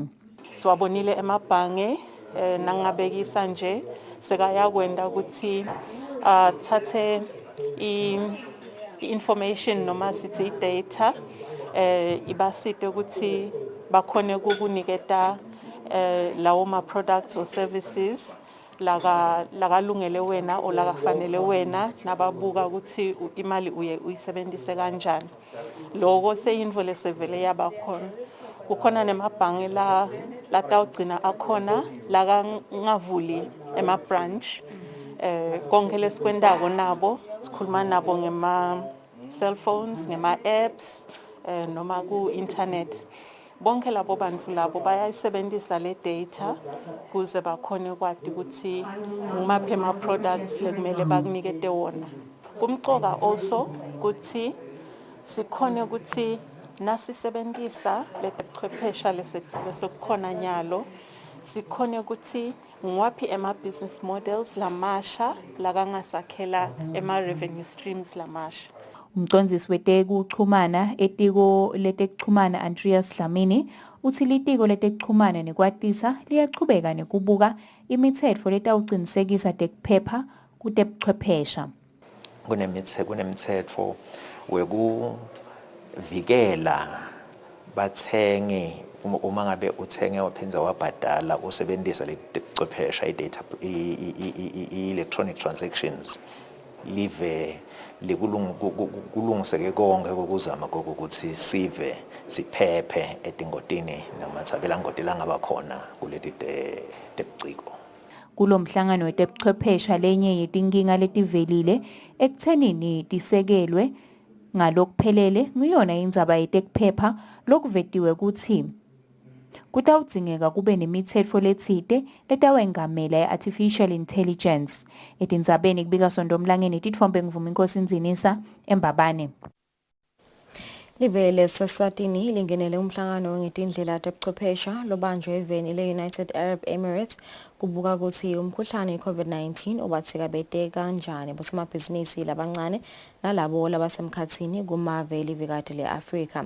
Lapha eveni lomhlangano bongenele ngumcondzisi welihlangothi lwabosomabhizinisi labancane etiko letemabhizinisi nekuthengiselana Mluleki Dlamini. Litiko letemabhizinisi nekuthengiselana ngalesibili lingeni lomhlangano ngetindlela tebuchwepheshe lohlelwe inhlangano yakamhlaba libuko temnotfo livekatini le-Afrika i-United Nations Economic Commission for Africa UNECA kanzi ubanjelwe event le-United Arab Emirates ngaphansi kombukiso we-Dubai Expo 2020 lochubekako. Umcondzisi wehlangothi labosomabhizinisi labancane kuleli tiko Mluleki Dlamini uthi kulomhlangano emave beketfula kuthi bosomabhizinisi labancane bashayeke kanganani ngekufika kwemkhuhlane COVID-19 badzinga kubanjiswa njani futhi uma kufika timo letinjena. Uthi kugcine kunconywa ukuthi lamave kumele abambisane akhe lihlelo lokwesekela ngetimali labosomabhizinisi ikakhulukati tekuthengiselana ngaphandle. Cishe sonke nje simave sipresentile emaphepha sisho lama experiences ethu kwakhanya lokuthi cishe kuyafanana lama informal traders ethu laba cross-ako bayothengisa ngale nangale. Cishe kuyafanana sesibuka ukuthi ngiluphi lolu hlaka lesingalakha lolu regional. Sikhulume ngama-strategic policies lataba regional nawo onke ke ma-initiatives lesitawabuka ke lokuthi esi-SADC noma esi-COMESA singachube kanjani ke sithi le economy siyibuilda sichubeka after ngisho ukuthi singathi ngo-post covid sichubeke sishone embili ngoba siyabona lokhu lamabhizinisi ayafuna lokuthi abanjiswe ngoba tonke nje tingoni tibukiwe kwabuka lama-issues ema-loans ukuthi ngabe umuntu nakahlaselwe ngule pandemic wakhanzakala ukuthi akasakhona ukusebenza walahlekelwa nadisebenzi naye ma-sales ehla kusesalunga yini ukuthi ungabe umboleka imali ungamgranti. So tonke letinto leto bebatibuka siyathemba lokuthi ema-secretariat atawuhamba aphume ne-regional framework lesitawubuya siphinde futhi siyibuke simafi sibone lokuthi bangasidakala njani labo somabhizinisi labancane. Dlamini uphinze wetfulela lo mhlangano tinhlelo letendiwe live kwesekela bosomabhizinisi labancane kulesikhathi sekuhlaselwa ngumkhuhlane i-COVID-19 tetfake ekhatsi sikhwama sekusekela bosomabhizinisi labancane lesisukunyiswe live labatseke bedeke kakhulu ngekubhedvwa kwemkhuhlane i-COVID-19. Etindzabeni Eswatini TV kubika Samkeliswe Khoza ngisembabane.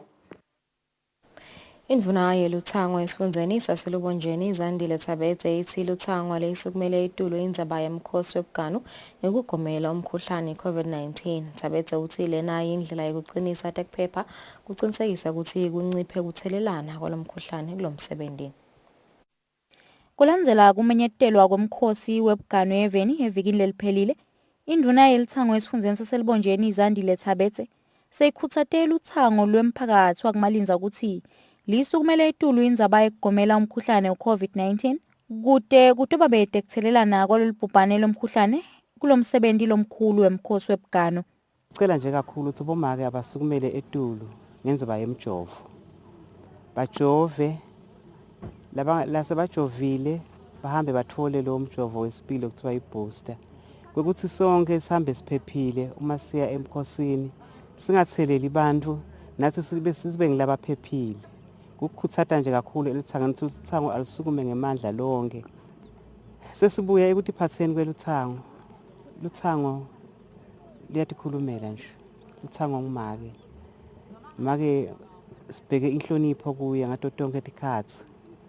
Akusho ukuthi uma sahambile asasukile ekhaya kakhe noma emangweni wakhe sokubheka ukuthi ashintshe ukutiphatha kwakhe embili. Nakhona le embili sihambisa khona embili inhlonipho ukuthi uthango alichubeke lutihloniphe. Lihloniphe tindvuna talo lotiphume nalo emangweni, lihloniphe abaphathi bawo labakhona khona embili, lihloniphe wona lamakhosi awo ukuthi umsebenzi uhambe kahle ngoba thina maSwati vele sidume ngenhlonipho. Umsebenzi wemkhosi webuganu eveni utawubanjwa ngenyanga yeNdlovulenkulu kulomnyaka osetulo. Umbiko uhlanganiswe ngithembelihle Magutshwa, tithombe ngithemba Shabangu kumalinza.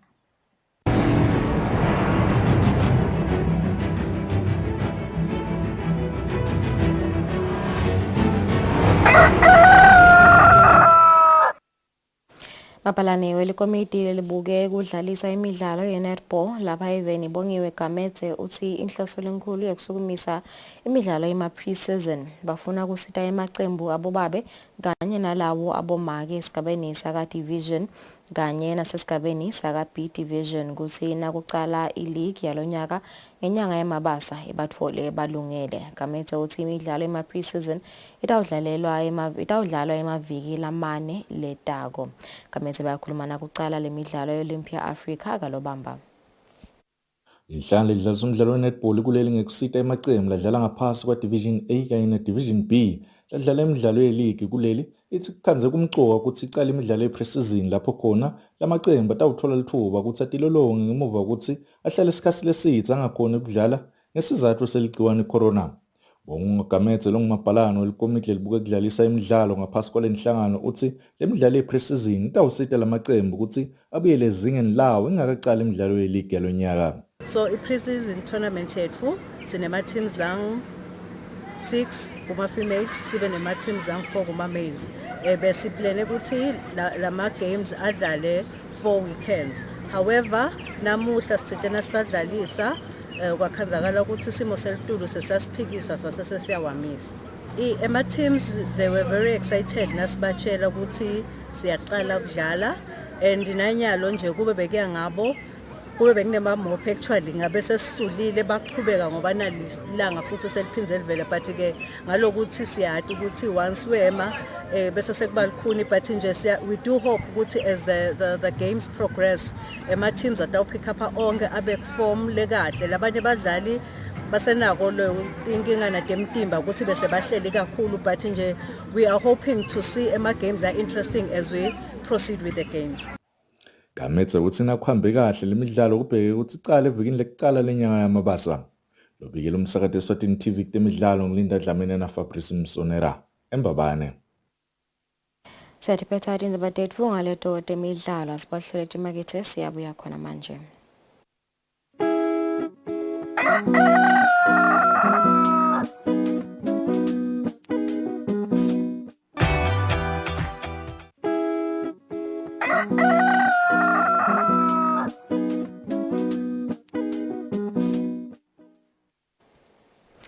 Welcome back. Siphinde sinimukele sonibukela ihlelo Kusile Breakfast Show kanti kulesikhathi sidawubuka umhlangano lobo obanjelwe khona netintatheli lapho khona bekunenhlangano kamhlaba yetempilo kuniketa nje update ngawo umkhuhlane COVID-19 kanti ke bekakhona Dr. Maria Longo technical lead WHO Health Emergencies Program kanti ngombuto bekucala nje babudile ukuthi ingabe current situation ngemibiko lebikwawo ngemkhuhlane COVID-19 sayime kuphi. In terms where we are right now, in the last 1 week, we have over 9 million cases reported. And because of the change in test, different countries have adapted. So it's very hard to make means where those cases are.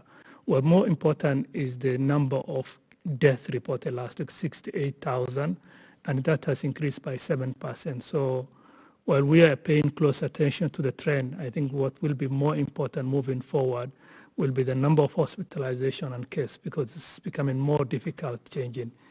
In terms of if you divide in the WHO the regions, the main cases we are seeing now, the deaths are in the US, and I will spend some time there. So within the US, where we see trends going down in most of the places, other parts of America, particularly the Southern America, are seeing an increase. So there's variation.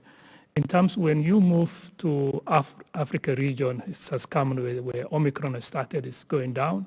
Europe is kind of the western side, the wave has went down, but it's picking up in the eastern side of Europe, and it's really affecting where places with low vaccination and a weak health system. So Eastern Europe and Central Asia will be something.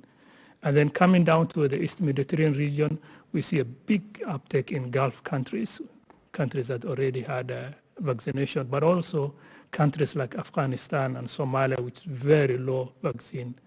Moving on to the Southeast region, Southeast Sierra, India and Thailand have seen the southern part, but now slowly shifting to the East Asia, Thailand. And so we're seeing a mixed picture, and we country who have just celebrated the Lunar New Year are seeing an uptake of cases. So Korea and all this have successfully managed now. In comparison, when you're reporting 1 million cases in other parts of the world, even 10,000 cases is a big number for them. So it's a mixed number. Countries seeing an increasing trend, others steady and others doing. But unfortunately, in the third year of this, we having more deaths reported. So just DG has touched upon Omicron since it was discovered, how many declared. Now just look at the number, thanks to the EPT, 130 million cases since Omicron was declared as VOC, and 500,000 deaths. In the age of effective vaccine, 500,000 people dying is really something to, I think if there's a word beyond tragic, it's sad. And unfortunately, out of that 500,000, 100,000 are in the US reported since Omicron. So while everyone was saying it is we'll come to the Omicron is milder or milder, I think we missed the point that 500,000 people have died since this was detected.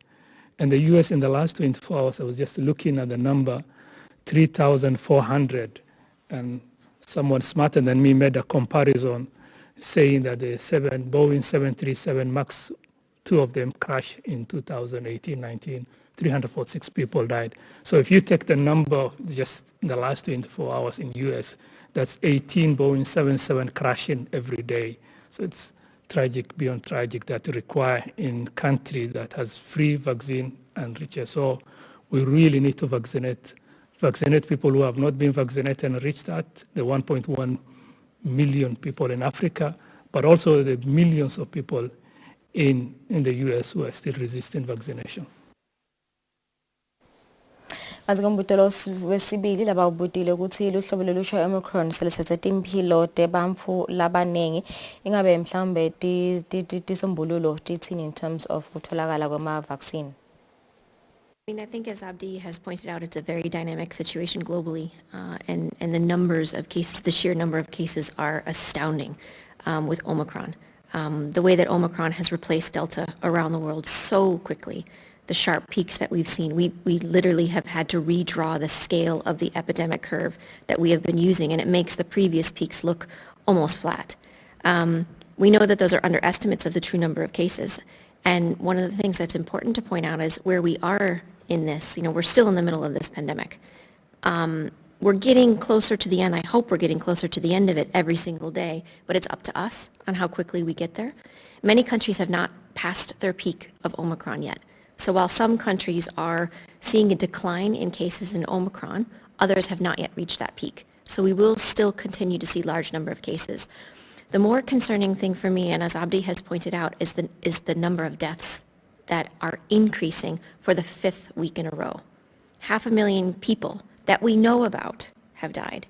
The number of people who have probably died from COVID is much higher than that because we don't have adequate reporting systems around the world. But for the last 5 weeks, we've seen an increase in deaths. And the fact that we are seeing an increase in deaths when we have safe and effective vaccines, when more than 10 billion doses of vaccines have been administered to date, when we have diagnostics that work, when we can get patients into the clinical care pathway and save people's lives, this is beyond tragic. There's a lot of emotions that I think all of us have on this, but it's about what we do with those emotions and how we actually turn that into action because we can save lives now. So where we are in this pandemic, the virus is circulating at a very intense level. We have the Omicron variant, which is the 5th variant of concern that WHO has classified as a variant of concern at the global level. But you have to remember that this virus still continues to evolve. There are 4 sublineages of Omicron that we're tracking. So let me say that again. So there are 4 sublineages of Omicron that we are tracking. We have the BA.1, the BA.1.1, the BA.2, the BA.3. This is all Omicron, and it's all the Omicron variant of concern. But we are watching this virus evolve in real time. And so with good sequencing and good detection capacities around the world, we're tracking what are the proportion of these subvariants that are circulating. Now, we already know that Omicron has a growth advantage, is more transmissible compared to other variants of concern. It also has properties of immune escape. But we know some of the sublineages, BA.2, has a growth advantage even over BA.1, which means that as this virus continues to circulate, we will now see an increase in BA.2 with its increased growth advantage over BA.1. So for the person out there, everybody that's out there that's watching this, what is important for you to know is that this virus continues to be dangerous. This virus transmits very efficiently between people, but there's a lot that you can do. At a global level, and as an organization, what we're doing and working with governments, we're working with our partners to do 2 major things. One is to increase vaccination coverage among those who are most at risk in all countries, not just some countries, and making sure we reach that 70% target by June 2022. But we're also trying to do everything that we can to support the reduction in transmission. We will not be able to prevent all transmissions. That's not the goal. To prevent all infection and all transmission, that's not attainable at this point. But we need to drive transmission down because if we don't, we will not only see more cases, more hospitalizations, more deaths, we will see more people suffering from post-COVID condition, long COVID, and we will see more opportunities for variants to emerge. So it's a very dangerous situation that we're in 3 years in. And I know everybody that's watching doesn't want to hear about this anymore and wants this to be over. We do too. We would give nothing for this pandemic to be over and for us to be able to move on and to get back to our normal lives. But we're still very much in this, and we still need people to be careful. So where you live, still take measures to reduce your risk in your exposure to the virus. Wear a mask, physical distance, wear a well-fitting mask, please, over your nose and mouth. Wearing a mask under your chin, off of your ear is useless. Wear a well-fitting mask, the best mask you can get a hold of over your nose and mouth with clean hands. Physical distance, improving ventilation, avoiding crowds. For now, we will not be in this situation forever. That's my last point. We will not be in this situation forever, and the pandemic will end. But how quickly we get there is really up to us. Kanti umbuto wesithathu lababutile ukuthi ingabe umumva ngakhona yini ukutfola tinhlobo letihlukene talomkhuhlane COVID-19 ngesikhathi sinye. Maybe $1 billion question that we are all trying to answer. But if we go back to what we have learned so far dealing with all the other variants, so we have two ways of protecting ourselves, and that's the vaccine and getting vaccinated. With other coronavirus and another variant is, unfortunately, it wanes or escapes with time. So the body, when you get infection, you have your immediate defense, that's so-called natural innate immunity, and then you develop what we call the B cells and the T cells. The B cells produce immunoglobulin. You maintain those immunoglobulin for certain times, and then they go down after 3 to 6 months, depending. This is just an average, and there's the trouble, the flaws of the average. So please take what's true for the average may not be true for that individual Veronica. So mostly between 6 to 12 months that's available. So when those immunity go down and you will get exposed, and that's why we've been saying you continue protecting, because your immunoglobulin have gone down, your first line defense have gone down, you can't get reinfected. But when you're reinfected, because you already knew the virus or the variant, the body will kick in your second layer, your memory B cells, your T cells, and you will not get severe disease.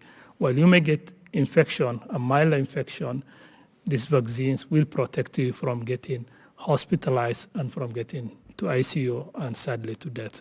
So whether right now the main question, everyone, if I got B1, can I get B2? We don't know, we haven't had time. And for WHO, we use 90 days between the two infections. So we are still just starting the period. So if the question is related, if you got Omicron B1, can you get B2? We don't know yet. But if the two cousins, that's what I wanted to say, that Omicron BA1, B2, these are all cousins, they share common ancestor some time back. Hopefully the body, and that's hope, is not a strategy, but what we have learned in all this Delta, Omicron, that the vaccine will protect you from getting hospitalized and from death. This 90-day period, and there's not really enough time. Since Omicron was first reported at the end of November, we're still in the early days of Omicron, even though we've seen this huge spike. One of the things we're tracking on the epidemic curves, and of course this is based on surveillance, we're looking at how the curves go up and how the curves go down. And one of the things we have our eye out on is on the decline. So countries are in very, very different situations based on, how they've handled this virus since the beginning and their population level immunity, their capacity to respond, the tools that they have. So the decline in the latest peak will be different based on different countries. Some countries saw a very sharp increase and a very sharp decrease. Now that we see BA.2 increasing in prevalence in terms of how much is circulating, we have to see what that decline looks like. If the epidemic curves go down sharply, if they continue to go down in the trends that they're going down, then we won't see this signal of reinfection, given that we don't have the 90 days to be able to detect with sequencing. So what we're looking for is the decline starting to slow. Is it a sharp decline or is it more of a slow decline? And that's based on a number of different factors. As Mike always says, coming down the mountain is quite bumpy, and it takes a long time to get down. You've actually heard us say that over several peaks ago. But with BA.2, we're trying to keep an eye out very closely to detect any signals that we may start to see an increase again. We don't see that yet. So the answer, as Abdi said, is we don't know yet. And I think it's really important for us as we speak, telling you what we know, telling you what we don't know, and telling you what we're doing to find out. I've been a little bit concerned, if I could just take a moment to say, I've been a little bit concerned about some of the public comments that we are seeing out there with people speaking with such certainty. There's still a huge amount of uncertainty. We know a lot about this virus, but we don't know everything. And quite frankly, the variants are the wild card. So we are tracking this virus in real time as it mutates, as it changes. And we have an excellent group of people around the world who are working with us to do that. But this virus has a lot of room to move. And Omicron is the latest variant of concern. It will not be the last variant of concern that WHO will speak about. The next one, that will come. Hopefully, it will take some time to get there. But with the level of intensity of spread, the possibility that we will have other variants is really high. So we need to ensure that we, again, not only increase vaccination coverage, but we also take measures to reduce the spread. Asilawunyela bakubutile ukuthi ngabe lizinga lekuthelelana kulawo mave lapho bamvusa bathole ama-smartphones lamathathu lahambisana nawo ama-booster shots ingabe lona linganani. I could start. So we do see a very significant difference in individuals who are vaccinated with 1 dose, 2 dose, and some people have had 3 doses as the primary course of their series. A significant reduction in hospitalizations and deaths. This is from Omicron, from other variants of concern, and I think that's one of the biggest factors that is really, really critical that people hear out there. When it is your turn, get vaccinated and fight as much as you can for vaccine equity around the world for others so that they receive their first and second doses. There are some differences in terms of the vaccines that are out there. There are several WHO emergency use listing that we have approved, and there are more that are being evaluated. But whatever vaccine, if you are offered, please get vaccinated when it is your turn. If you're offered a booster, you've also heard us say, take that booster. But again, fight for what you can to ensure that vaccines are reaching, people around the world.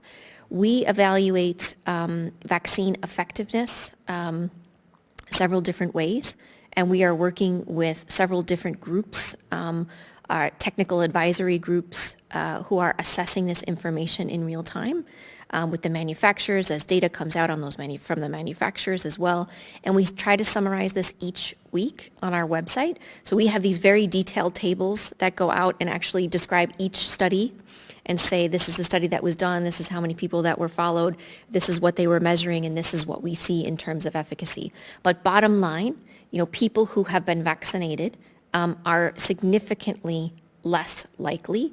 I think I saw, I don't know the actual numbers, 20 to 97 times more likely not to need hospitalization or die if they're vaccinated compared to those who don't.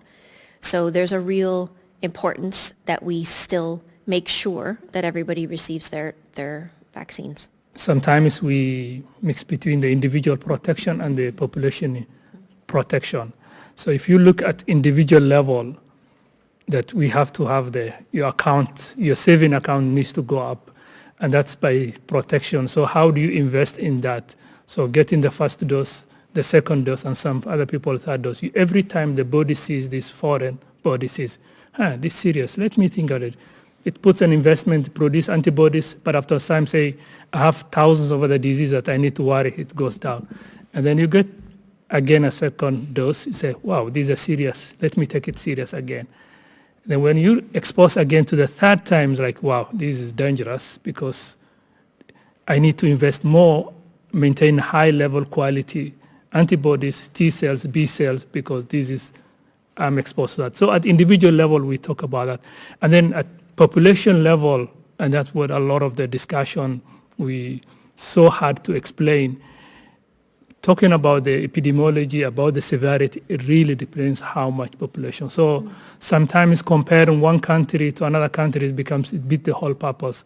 When you have a young population who had 3 waves that was not mitigated, and high level of vaccination like South Africa, we've been saying South Africa may have a high population level.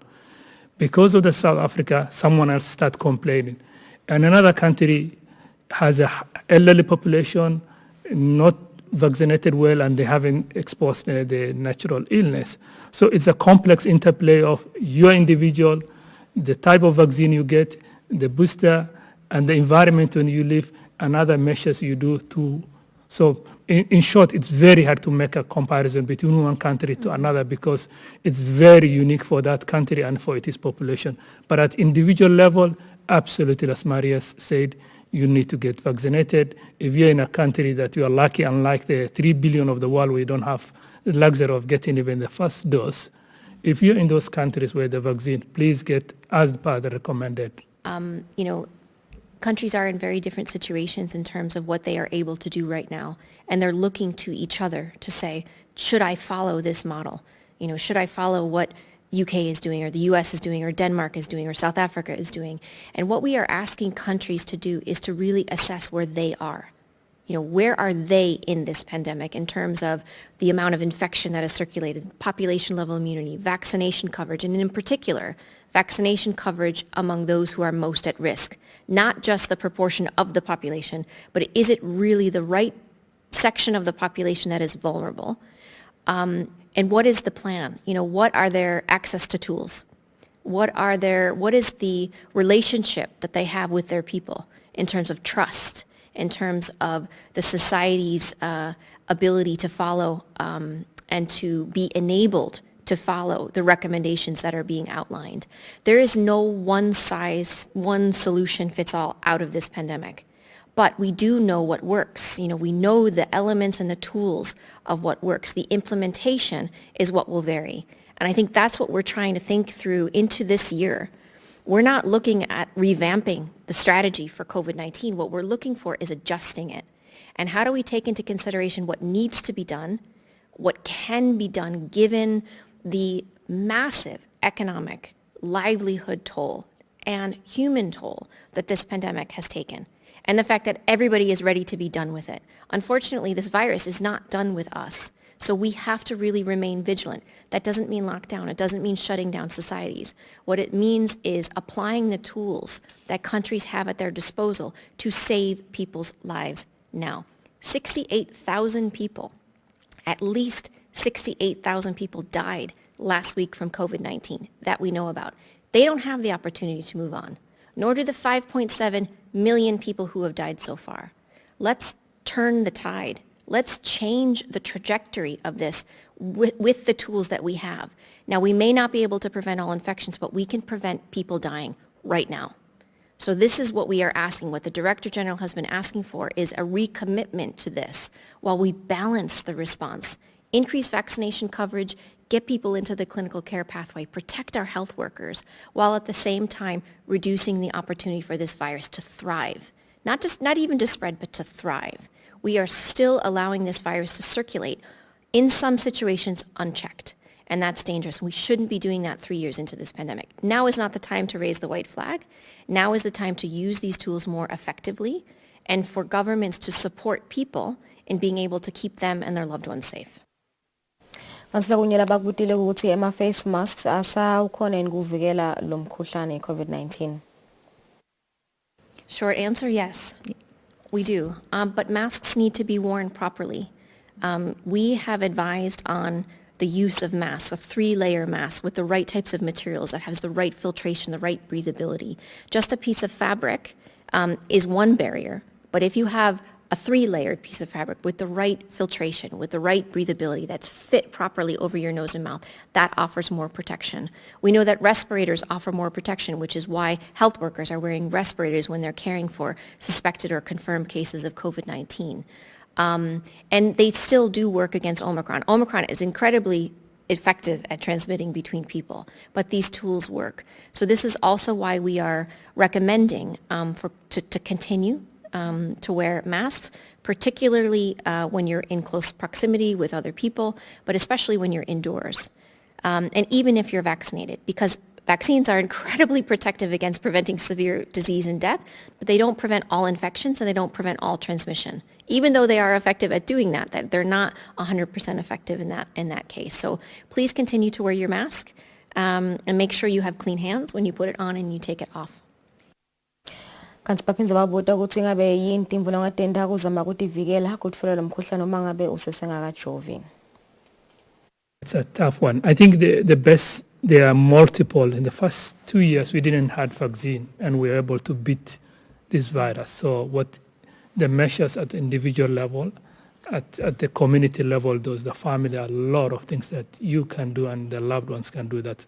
We have a good proportion of the, not a good proportion, but a certain proportion of the population that we, for the underlying reason where it's congenital, that may not be able or allergic. So what I would recommend, first discuss with your physician, because your local physician will really know your profile and what kind of medication they can put. The good news right now, we have good medication that came out, from the monoclonal antibody to the oral antiviruses to a lot of things that we can offer you.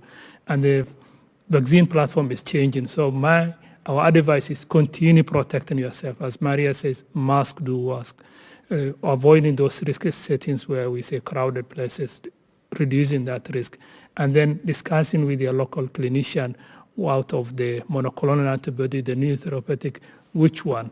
And I think even among the severe immunocompromised patients have been given vaccines unless you are allergic to it. So vaccine will be the best shot for it. But it's a unique situation, and I recommend to discuss with your local physician how are the measures. But the preventive measures we applied for the last 2 years before the first 2 years before, the one and a half years, sorry to say, before we had a widespread use of vaccine, worked and saved lives. So continue doing that. 3 minutes before 8 o'clock sibhesa lapho tindzaba tetfu leti buya umhlangano lobo banjelwe tinsatheli lapho khona betibuta imibuto ngawo umkhuhlane i-COVID-19 ikakhulukazi umkhuhlane lomusha hlobo lolusha i-Omicron variant.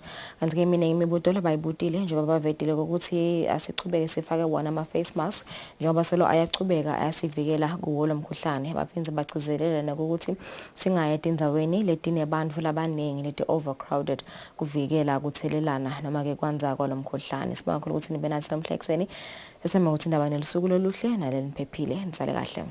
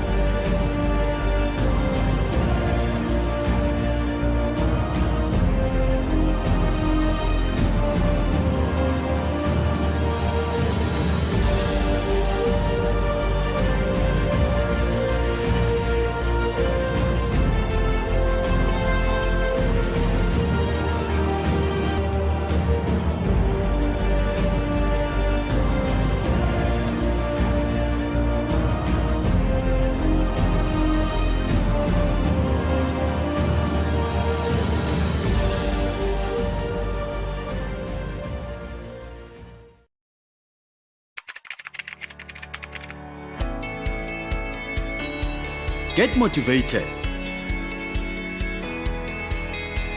Recharge your inspiration. With your determination,